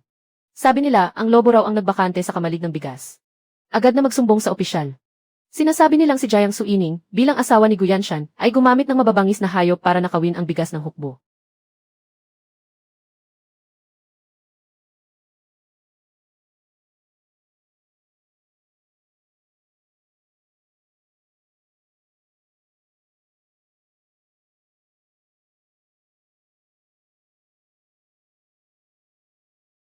Ang pribadong kamalig ng pamilya Kao ni Jiang Suining ay biglang naubos sa magdamag dahil sa mga lobo. Tingnan natin ngayon kung paano mo pa ipaliliwanag ito. Ninakawan ng mga lobo ang pribadong kamalig ng pamilya Kao. Pero ang mga sako ng bigas ay lumitaw sa bahay ninyo, Jiang Suining. At mangangahas ka pang sabihing hindi ka gumamit ng mababangis na hayop. Kung huli ng tao, kailangan may ebidensya. Isang sako lang ng bigas. Maglalakas loob ka ng pasukin sa gabi ang tahanan ng mga kawal. Siya ang nagligtas sa lobo. Sila yang dairin ang dinala ng lobo. Kung hindi siya hulihin, sino pa? Ang mga sako ng bigas ng pamilya Kao. Bakit tinatakpan ng tatak ng ulo ng lobo ng mga tagabilang sa Hilaga? Ano bang mapapatunayan ng isang pulang barnis? Baka sinadya mo itong ipasok doon.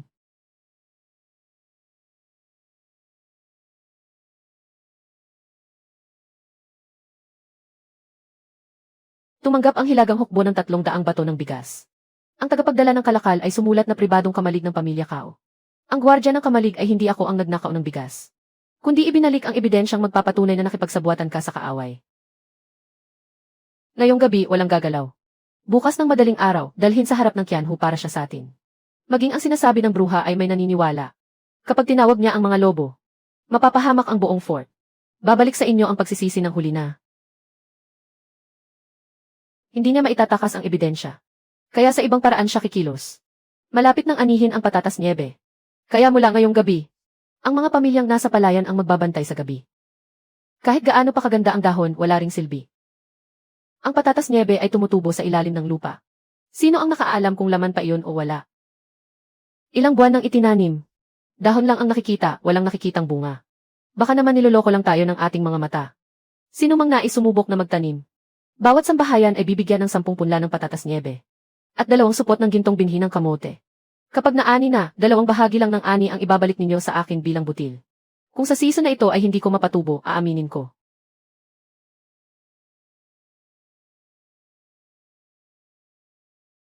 Unahin na ninyo ang isang bahagi. Kahit hindi mataas ang ani. Hindi rin gagastos ng pilak. Isa akong marangal na baiho. Umaasa sa pamilyang Gu para magtanim ng butil. Ano na lang ang sasabihin ng mga tao? Pagtutulungan ito. Pagtutulungan ito. Hindi awa. Sabi ko, hindi ako tatanggap kaya hindi ako tatanggap. Ikaw. Hindi mo nga alam kung ano ang tumutubo sa ilalim ng lupa. Huwag kang palinlang at magtrabaho ng ilang buwan nang walang napala. Kung hindi tatanggap ngayon, hindi rin kami magbibigay sa susunod na panahon. Kaunti lamang ang binhing pananim. Unahin ang mga naniniwala sa akin. Sino ang may gusto sa tuyong baging mo? Ate, bakit hindi ka muna maghukay ng isa para makita ng lahat? 7 araw pa bago ito mahinog. Ngunit may mga taong masabik kaysa sa atin na malaman ang ani. Talaga bang maghukay si Ginoo? Paano kung mahuli tayo ng pamilya Gu? Ilang tanim lang naman ang hukayin. Kung walang laman sa ilalim, pagtatawanan siya ng buong nayon bukas. Kung talagang may butil, iuwi muna natin ang mga binhi ng patatas. Aba, ang dami. Aba, ang dami. Hukay pa ng ilang tanim. Tumakbo kayo, baboy ramo. Ah.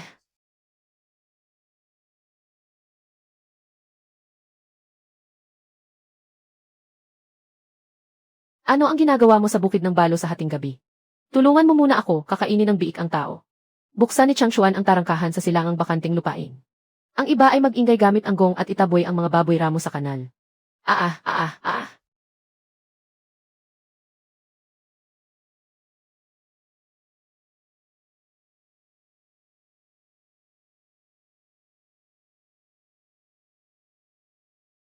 Lucheng, pati mga baboy ramo ay ipinadala mo para sa akin.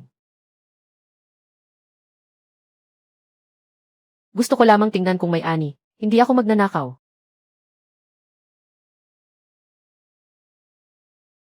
Isang tanim pa lang, 3 sako na ang kailangan. Pagkatapos tingnan, kailangan pa nating ibalik ang mga patatas sa pamilya Lu. Ilang butil lang naman. Magbayad ka na lang ng danyos. Bakit kailangan pang ipaalam sa buong nayon? Hindi naman mahal ang ilang tanim. Ngunit pag nanakaw ito ng butil na panubok ng hukbong bukid.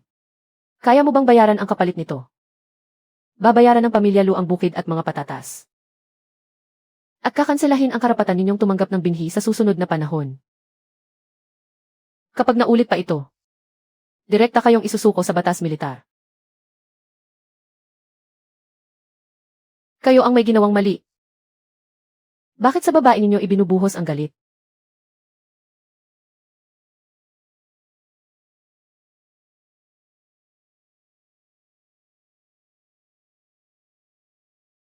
Labinlimang patatas sa isang tanim. Ang pinakamaliit ay kasing laki na ng kamao. Kung ganito karami ang ani sa 100 mu, hindi na magugutom hanggang mamatay ang mga tao sa Fort Langya ngayong taon. Ate, maaari na ba tayong mag-ani? Maghintay pa ng 7 araw. Iaani natin ito sa harap ng lahat.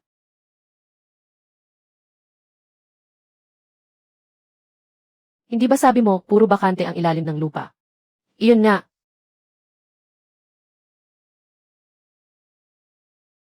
Magsisimula tayong maghukay pagkalipas ng 7 araw.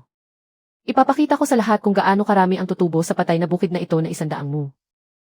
Tingnan natin kung gaano karaming butil ang tunay na tutubo. Ate, kumpleto na ang lahat. Naghihintay na rin ang mga mangangalakal ng butil mula sa bayan. 1,000. Bago ang lahat, ilalatag ko ang mga tuntunin. Bawat 10 basket ay isang pangkat. Ang mahuhukay na butil ay titimbangin muna bago ilagay sa sako. Walang sinuman ang maaaring kumuha ng palihim. At walang sinumang maaaring mandaya sa timbangan. Butil ito na tayo mismo ang nagtanim. Kung may mga hasmandaya, kami ang unang hindi papayad. Hindi pa nga tayo naghukay. Ngunit napakalaki na ng mga tuntunin mo. Paano kung ilang manipis na ugat lang ang nasa ilalim? Tingnan natin kung paano mo tatapusin ang palabas na ito. Baka walang laman, ano? Mismong ang baiho ang maghukay.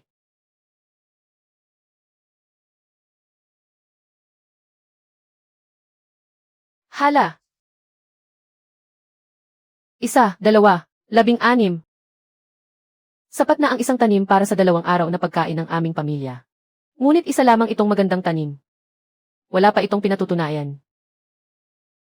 Kung gayon, ipagpatuloy natin.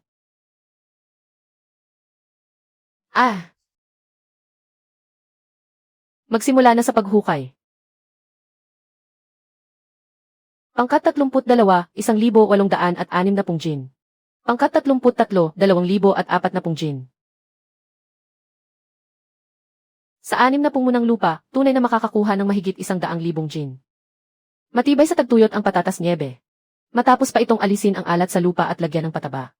Basta't hindi nabubulok ang mga ugat. Natural na magiging sagana ang ani. Sandali, sino ang naghanda ng timbangan na ito? Ang pamilya Gumismo ang tumimbang nito. Sino ang maniniwala sa mga bilang na iyan?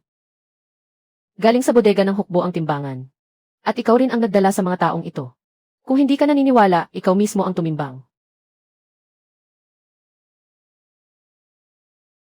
60 munang patatas niebe, kabuang mahigit 180,300 gin. 30 munang gintong millet, 24,600 gin. 10 munang matamis na ugat, mahigit 31,000 gin.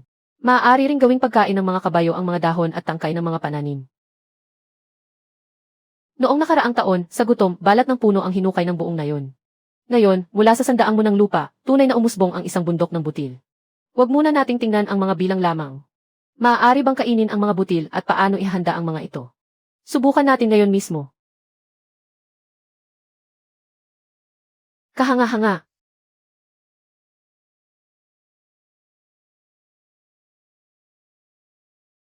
Hindi na kailangang gilinging pino ang pagkain ito.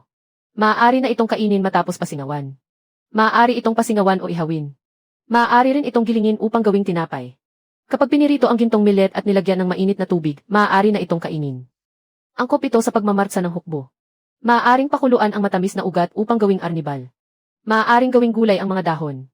At ang natitirang dayami ay maaari pa ring ipakain sa mga kabayo. Tikman mo muna. Malambot at nakabubusog. At hindi nakapapaltos ng lalamunan. Mas masarap ito kaysa sa matigas na tinapay ng hukbo. Bigyan mo ako ng isang piraso. Tunay ng matamis ang matamis na ugat. Kung ang bawat pamilya ay magtanim ng ilang mu. Ano pa ang ating ipangangamba sa pagkaubos ng pagkain sa taglamig? Sapat na, ibalik ninyo ang lahat ng butil. Ilset. Ang lupang ito ay nasa sakop ng mga taniman ng hukbo ng Fort Langya.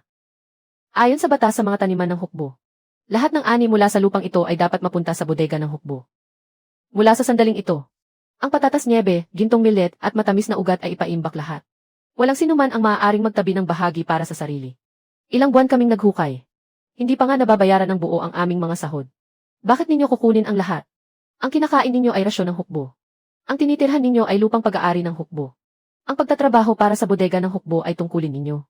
Nang bungkalin namin ang ilang lupain. Walang ibinigay na kahit isang binhi ang bodega ng hukbo. Wala ring ibinigay kahit isang baryang sahod. Ngayong may ani na. Kayo naman ang sumunggab at umangkin nito. Kinukonsinti ni Kian Hugo ang paghihimagsik ng kanyang pamilya. Nilalabanan ninyo ang utos militar. Naghahangad ba kayong maghimagsik? Kinikilala ko ang utos militar. Ngunit hindi ko kinikilala ang pagnanakaw ng butil. Tagapangasiwa kao, yamang batas ang inyong ipinangangatwiran. Ipaliwanag din natin ng malinaw ang nilalaman ng mga kasulatan. Ito ang kasulatan ng lupang ilang na binili ko sa pamamagitan ng pilak. Nasa rito ang mga selyo ng tanggapan ng county at ng taniman ng hukbo. Ito ang kasunduang pinagtibay ni Kianhu at nilagdaan ng lahat.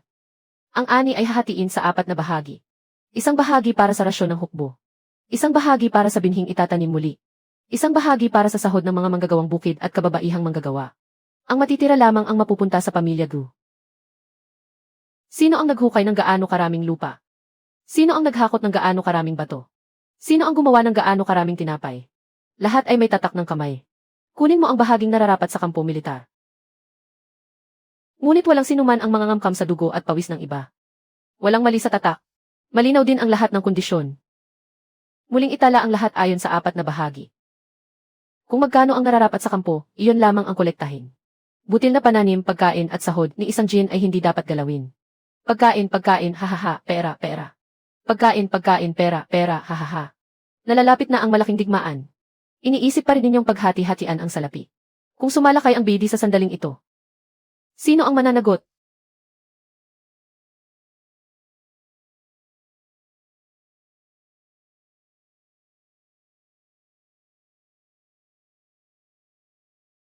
Nagtitipon na ang mga kawal na nakasakay sa kabayo ng bidi. Ang suplay ng taglamig mula sa hukuman ay sinunog 30 li palabas dito. Gaano pa katagal makatatagal ang bodega ng hukbo? 1,500, 1,530. 3 yuan. Sa pinakamahigpit na pagtutuos.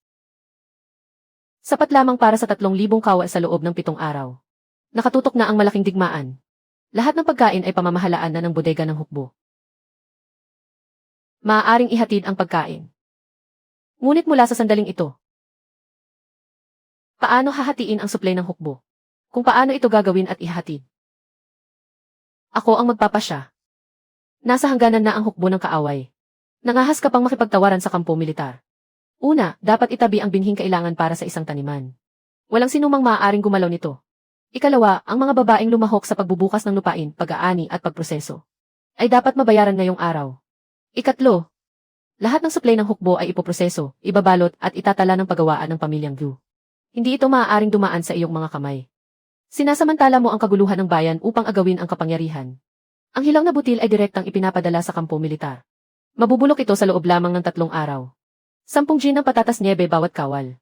Sapat lamang para sa 2 kainan. Gilingin ito upang maging harina at ihurno bilang tinapay. Ang 10 gin ay makapagtatagal ng 5 o 6 na araw. Igisa ang gintong millet hanggang maluto sa kagilingin. Dagdagan lamang ng tubig at maaari ng kainin. Sa ngayon, sa bawat karagdagang pagproseso, may isa pa tayong taong maililigtas. Tama ba ang iyong pagkukwenta? Kung gagawin nating tuyong pagkain ang lahat, Makapagtitiis ang 3,000 kawal ang hindi bababa sa 20 araw. Nasa harap na natin ang malaking kaaway. May panahon ba tayong hintayin ang mabagal na pagkilos ng isang pangkat ng kababaihan? Sino ang nagsabing mabagal kami? Bigyan ninyo kami ng mga palayok, gilingang bato at apoy. Makapaghahatid kami ng unang pangkat ng pagkain ngayong gabi. Bawat butil ng pagkain ay hinukay namin mula sa lupa at bato. Ito ang nararapat ibigay sa kampo militar. Walang mababawas ni isang gin. At ang nararapat itabi para sa pagtatanim at sahod. Walang sinumang dapat magtangkang mangagaw. Magaling ang pagkakasabi mo. Sang-ayon ako. Itago ang binhing butil sa imbakan. Bayaran ang sahod ayon sa tala. Ang pagproseso ng suplay ng hukbo ay buong ipinagkakatiwala kay Jayang Suining. Nagbigay na ng utos ang Qianhu. Ang sinumang muling mangialam sa binhi o sahod. Ituturing ko munang nanggugulo sa moral ng hukbo at parurusahan. Huwag na kayong nakatayo riyan. Bumalik ang mga lalaki sa kuta upang magkumpuni ng pader at maghukay ng kanal. Sumama sa akin ang mga babae sa paggawaan. May gawain din para sa matatanda at mga bata.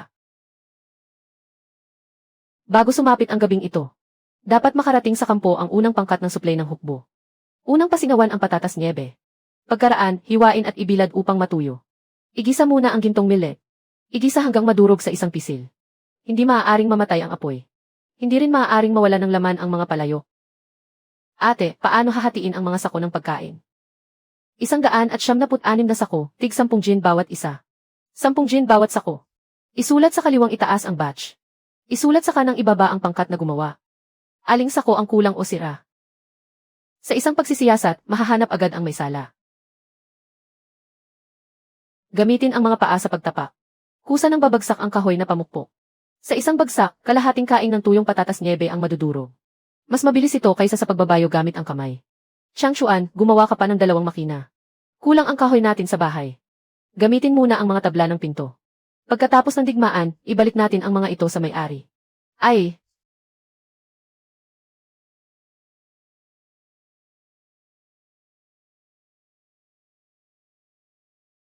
Marunong akong magkwenta ng account. Kilala ko rin ang tatak ng bawat kampo sa hukbo. Matutulungan kong italanik siya man ang lahat ng pumapasok at lumalabas sa bodega. Maaaring bayaran sila ayon sa dami ng kanilang trabaho.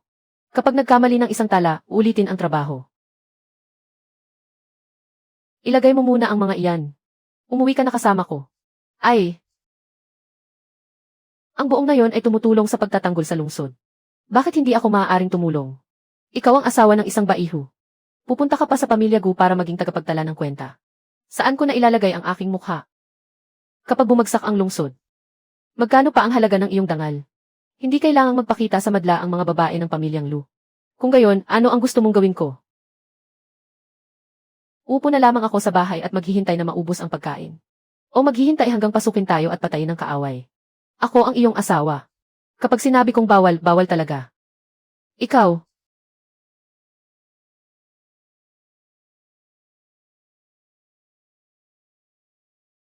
Ginagamit ito ng mga pulang unggoy ng bidi. Hindi sila dumaan sa pangunahing tarangkahan. Hindi rin sila dumaan sa hilagang dalusdos. Sa lumang daluyan ng ilog. Pangalawang Qianhu. May namata ang mga espiya ng bidi sa kagubatan sa kanluran. Mangyaring dalhin agad ang mga kawal upang magsiyasat. Ilang taon nang tuyot ang lumang daluyan ng ilog. Ngunit maaari itong umikot hanggang sa likuran ng kampo ng hukbo. Kapag pumasok doon ang kaaway, mapuputol ang ugnayan ng unahan at ng bodega ng pagkain. Magsama ka ng mga tauhan at mag-abang ng pagtambang. Ngunit huwag kayong humabol ng napakalayo. Naghihinala kang may pakana. Matagal nang nakamasid si Kawan kang sa bodega ng pagkain. Nangangamba akong ang lumang daluyan ng ilog ay pain lamang upang mailabas ka sa lungsod. Mag-iiwan ako ng 20 tauhan upang magbantay sa pagawaan. Maaaring manatili ang mga tao. Ipadala ni Xiao Man ang unang pangkat sa kampo ng hukbo. Ilipat ang ikalawang pangkat sa hukay sa likod ng bahay. Itago ang ikatlong pangkat sa bodega ng bulak sa pagawaan ng mga babae. Hintayin mo ang pagbabalik ko. Nasa pagawaan ang lahat ng butil. Kapag pumasok ang bidi sa tarangkahan sa kanluran at nagsunog, mawawala ang ilang buwang pagsisikap nila. Huwag mong ipagsabi sa mga taga-bidi. Pumunta na si Guyanshan sa daluyang Juhe. Pinakamahinang bantayan ang lungsod ngayong gabi. May mga nagbabantay sa tarangkahan sa kanluran.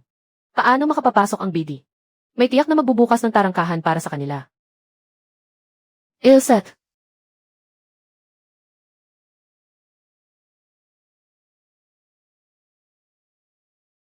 Ate, sino ang gumuhit nito?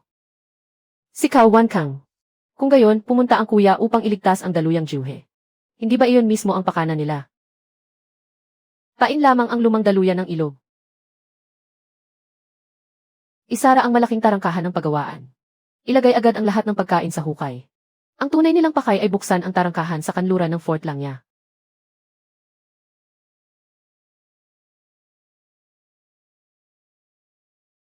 Makinig kayong lahat. Bubuksan ni Cao Wankang ang tarangkahan sa kanluran. Pagkapasok ng baby sa lungsod, ang unang susunugin nila ay ang pagkain.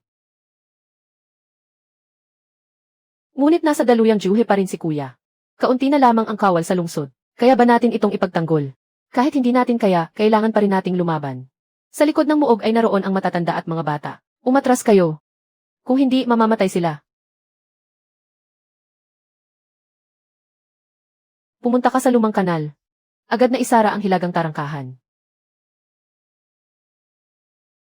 Ilipat ang lahat ng tubig sa mababang lupain sa labas ng kanlurang tarangkahan. Kapag nailabas ang tubig, matutuyo ang kanal na pang-alis ng alat sa bukid.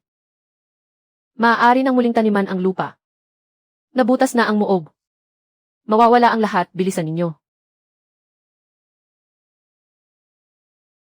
Xiao Man, hatiin sa 3 pangkat ang butil. Ang unang pangkat ay ipadala sa kampo ng hukbo. Ang ikalawa ay ilagay sa silong. Ang ikatlo ay itago sa pagawaan ng mga kababaihan.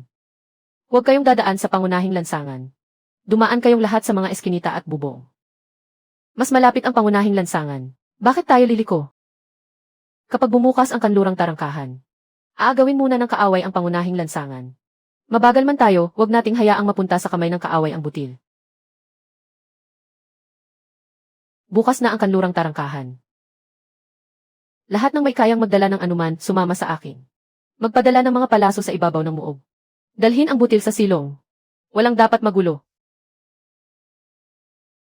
Buksan ninyo para sa akin.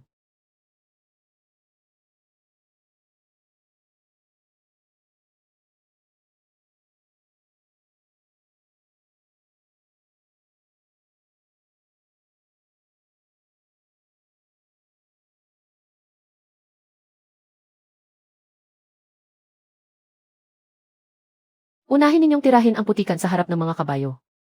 Pilitin silang pumasok sa malalim na kanal. Huwag sayangin ang mga palaso. Napakarami nila.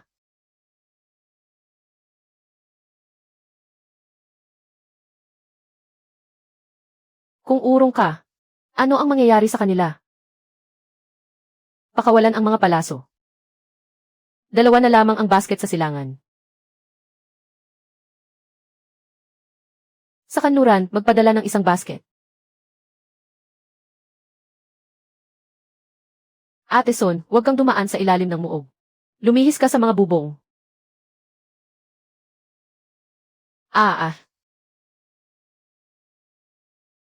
Swinging.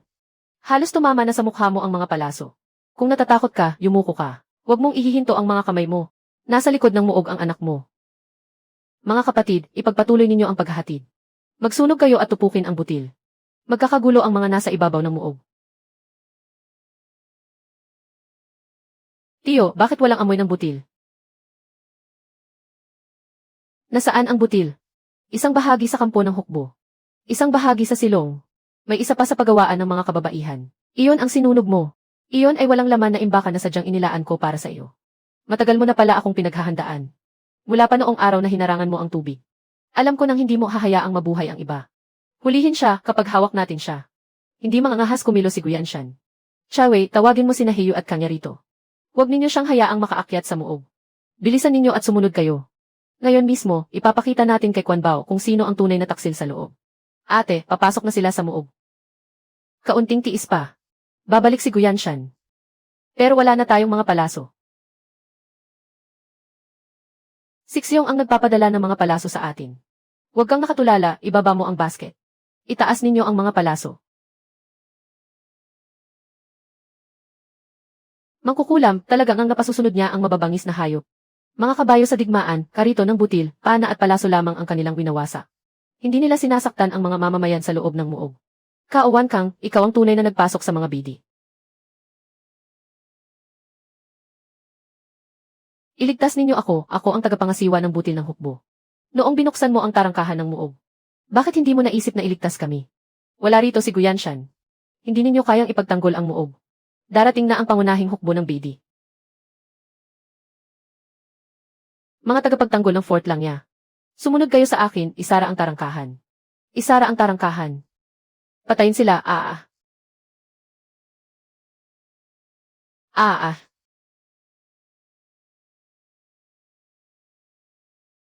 Swinging. Nananatili ang mga butil. Hindi rin bumagsak ang kuta.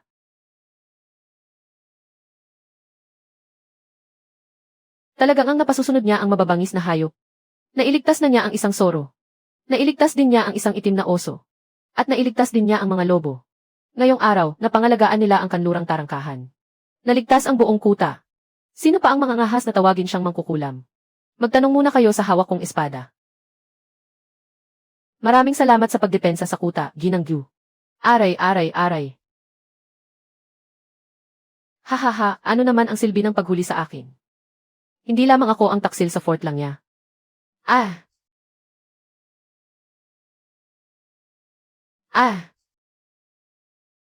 Lesiu. Ang tunay na nagpapasa ng balita sa hukbo ng BD ay nasa tabi mo mismo. Guyanshan, akala mo ba kapag nahuli mo ako? Malilinis na ang fort lang niya. Sino ang taksil? Ang matalinong baiho na hinahangaan ng lahat. Siya ang pinakanais pumatay sa iyo. Kauwan kang. Hahaha. Nagkasala ka ng pakikipagsabuatan sa kaaway. At balak mo pa ring tumakas kung saan-saan. Hindi ba ito paninirang puri? Malalaman natin sa bulwagan kapag sinuri ang mga talaan. Ipasok sina Kauwan kang at Luhua Iksin sa bulwagan ng sabay. Selyuhan at itago ang lahat ng sako ng butil at mga tala ng panustos. Kakapasok ko pa lamang sa hukbo upang magbantay sa kuta. Sa anong dahilan ninyo ako ipaaresto? Kung ikaw ay walang sala, ano ang dapat mong ikatakot sa paglilitis? Itago mo agad sa iyong bowl. Bakit nasa tahanan ng mga Lu ang mga bagay na ito? Kapag nahanap ang mga ito sa bulwagan, sabihin mong tinanggap mo ang mga iyon habang nagtatala ka para sa pamilyang Kao. Hindi ako kailanman nagtala para sa pamilyang Kao. Marunong kang bumasa at magkwenta. Alam ito ng lahat. Kailangan mo lamang umamin. Ililigtas kita. Ang pagtataksil sa bayan ay parusang kamatayan. Paano mo ako ililigtas? Ikaw ang manugang ng pamilyang Lu. Tungkulin mong akuin ang kapahamakan para sa pamilya ng iyong asawa. May kinabukasan si Huixin. Hindi maaaring masira ang lahat dito. Kaya buhay ko ang nais ninyong ialay. Upang mailigtas ang kanyang posisyon. Kung hindi ka aamin, babagsak ang pamilyang Lu. At ipatatapon ka rin. Nasa bulwagan na si Baihu Lu.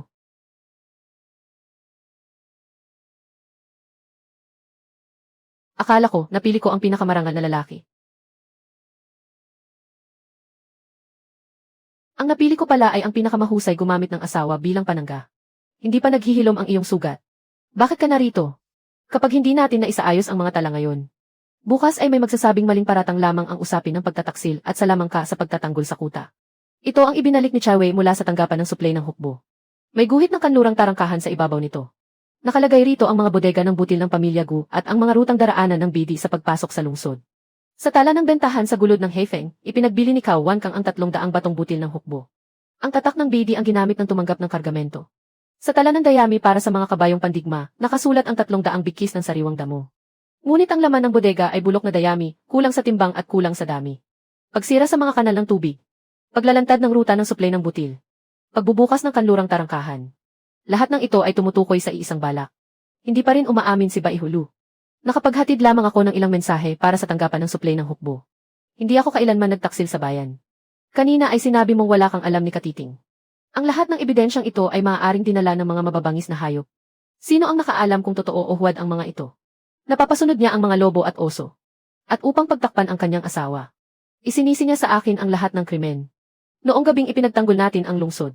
Nasaan ka? Nasa silangang kampo ako, nagpapatawag ng mga kawal. Wala sa talaan ng silangang kampo si Baihu Lu. May nakakita sa kanyang lumabas mula sa pribadong bodega ng pamilya Kao. Kahit na ganoon, hindi rin ito sulat kamay ko. Walang mapatutunayan ang kalahati ng isang liham. Paano kung idagdag ang kabilang kalahati? Nakasulat dito. Si Luhua Iksin ang inatasang iligaw si Guyanshan. Si Cao Wan Kang naman ang magbubukas ng kanlurang pintuan. Kapag bumagsak ang lungsod, sa kanila mapupunta ang karangalan. At sa pamilya Gu isisisi ang sala. Kilo, ako ang iyong asawa.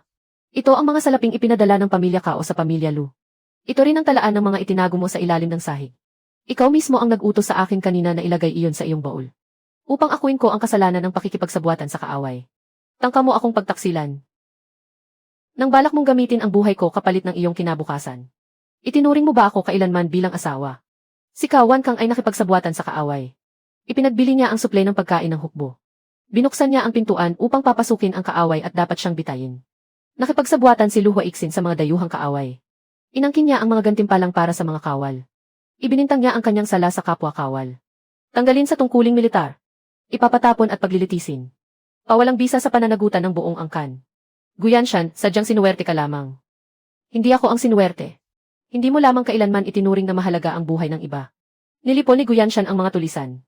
Pinrotektahan niya ang suplay at ipinagtanggol ang fort lang niya. Itinaas bilang Qianhu. Pansamantalang mamumuno sa mga kawal ng fort lang niya. Si Jiang Suining ang naglinang ng lupang tiwangwang at nagtanim ng pagkain. Itinatag niya ang paggawaan ng suplay ng hukbo. At ipinagtanggol ang kanlurang pintuan. Pawawalang sala sa kanyang mga krimen. Itinalaga bilang punong tagapangasiwa ng mga bukiri ng fort lang niya. Mabuti. Suining, mayroon ka ng sariling katungkulan. Mula ngayon ang bukirin, pagawaan at mga manggagawa ay pamamahalaan ayon sa mga alituntuning itinakda natin.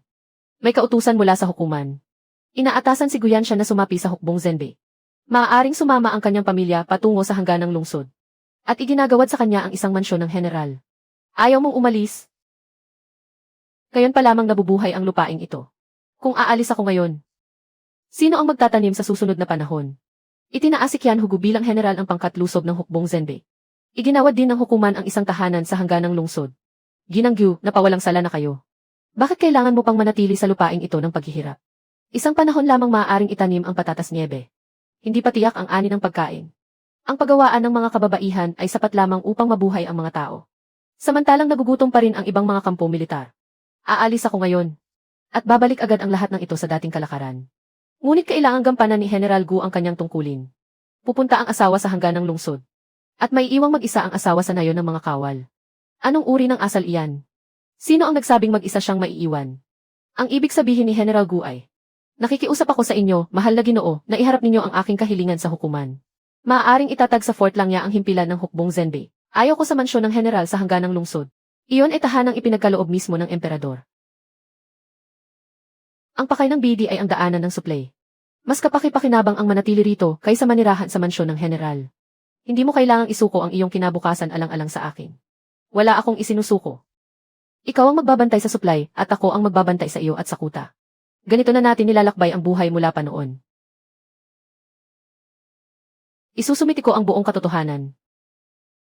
Kung hindi ito pahihintulutan ng hukuman. Gagawin kong hindi ito maaaring tanggihan ng hukuman. Sa susunod na panahon, hindi maaaring ang bukirin ng pamilya Gu na 100 mo lamang ang taniman. Maaaring gawing bukirin ang silangang dalampasigan, kanlurang kanal at ang lumang pastulan. Palawakin muna natin ito hanggang 300 mu. Kulang ang kanal na ito para sa ganoon kalawak na lupain. Makagagawa ako ng gulong patubig. Ngunit kailangan ito ng kahoy at bakal na Ipagigiba ko ang mga lumang karito ng hukbo at ibibigay sa iyo ang magagamit. Ako na ang makikipag-ayos sa imbakan ng sandata para sa kulang na bakal. Kailangan pa ring ipagpatuloy ng paggawaan ng mga babae ang paggawa ng rasyon ng hukbo at mga kasuotang panglamig. Kung magdadagdag pa tayo ng 300 mu, hindi sasapat ang kasalukuyang bilang ng mga tao. Maaari tayong magtungo sa ibang mga nayon ng hukbo upang magturo. Kapag may natuto na, hayaan natin silang magsama ng isa pang pangkat. Noon, naghihintay ang lahat na mamahagi ng rasyon ang mga lalaki. Ngayon, kami pa ang nag-uunahang mang-agaw ng mga tao. Kung may kailangan ka, pumasok ka. Nasamsam na ang ari-arian ng pamilya Lu. Wala akong bukirin. At wala rin akong pamilyang mapupuntahan. Nais kong magtrabaho sa paggawaan bilang tagapagtala ng kwenta. Hindi ka naman naging mabuti sa amin noon. At ngayon, may mukha ka pang humarap dito. Ako ang nagkamali noon. Hindi ako humihingi ng tawad kaninuman. Hinihiling ko lamang na bigyan ninyo ako ng marangal na hanap buhay ayon sa mga alituntunin. Kung gayon, simula sa araw na ito, tumpak nating kwentahin kung gaano karaming binhi ang kulang sa 12 nayon ng hukbo. Isang talampakan ang ibinaba ng tubig sa silangang kanal. Buksan ang ikalawang pintuan ng dam.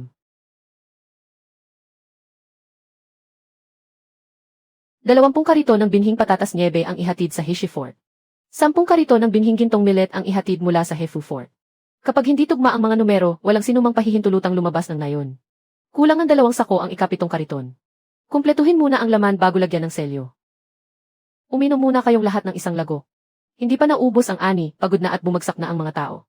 Mukhang ibabawas na naman ni Suining ang sahod ninyo. Sa panahon ngayon, mahirap nang gustuhin kaltasan ng pamilya Jayang ang sahod ninyo. Nagtungo na naman siya sa mainit na bahay patubuan. Nakapagtanim na ang lahat ng 12 kuta ng patatas niebe at gintong millet. Naihanda na ang mga imbaka ng binhi, mga hukay ng butil sa panahon ng digmaan, at paggawaan ng rasyon ng hukbo. Naipagawa na rin ang mga bahay patubuan para sa taglamig. Kumusta na ang lambat ng babala sa mga daanan ng hayop? Qianhu. Si Chawei ang mangunguna sa daan. Si Kangya ang maglilibot sa kabundukan kasama ang pangkat ng mga lobo. Nang makalapit ang pangkat ng mga kawal ng bidi sa hilagang dalampasigan, makatatanggap agad ng balita ang mga kawal na nagbabantay. Iniulat na muling bumababa patimog ang mga mangangabayo ng bidi. Nanguna na si General Gu sa mga kawal upang salubungin ang kaaway. Gaano katagal tatagal ang rasyon ng hukbo sa pagkakataong ito? 3 buwan. Kahit tuluyang maputol ang linya ng supply, hindi magugutom ang mga nasa harapan. Kung gayon, mamahagi tayo ng rasyon ayon sa mga alituntunin sa panahon ng digmaan. Dapat may paglalaanan ang bawat sako. Ni 1 libra ay hindi maaaring masayang.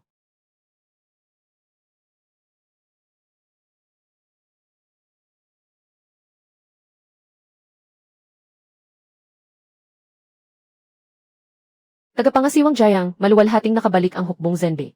Hindi mo man lamang may angat ang iyong ulo. Umalis si General Gu noong ika-27 ng araw. 2 sako ng tuyong rasyon ang hindi niya nakuha. Pagbalik, natuto ka ng magpakita ng kapangyarihan ng opisyal. Ipinagtabi ko ang 2 sako para sa mga sugatang kawal. Naitala na sa talaan. Hindi kita pinarusahan.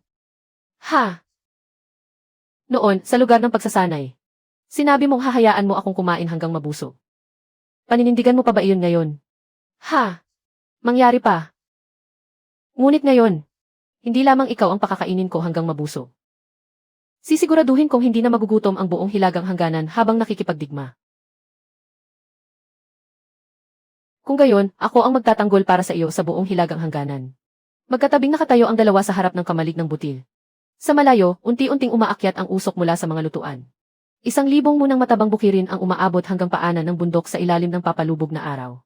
Ang dating aliping hinihintay lamang piliin ng mga tao na gaya ng pagpili ng seda, ay naging taong bumubuo ng mga alituntunin para sa mga sakahan sa hilagang hangganan. Ang ipinagtanggol ni Guyanshan ay ang pintuang bayan ng hangganan. Ang ipinagtanggol ni Jayang Suining ay ang pintuang bayan ng mga puso.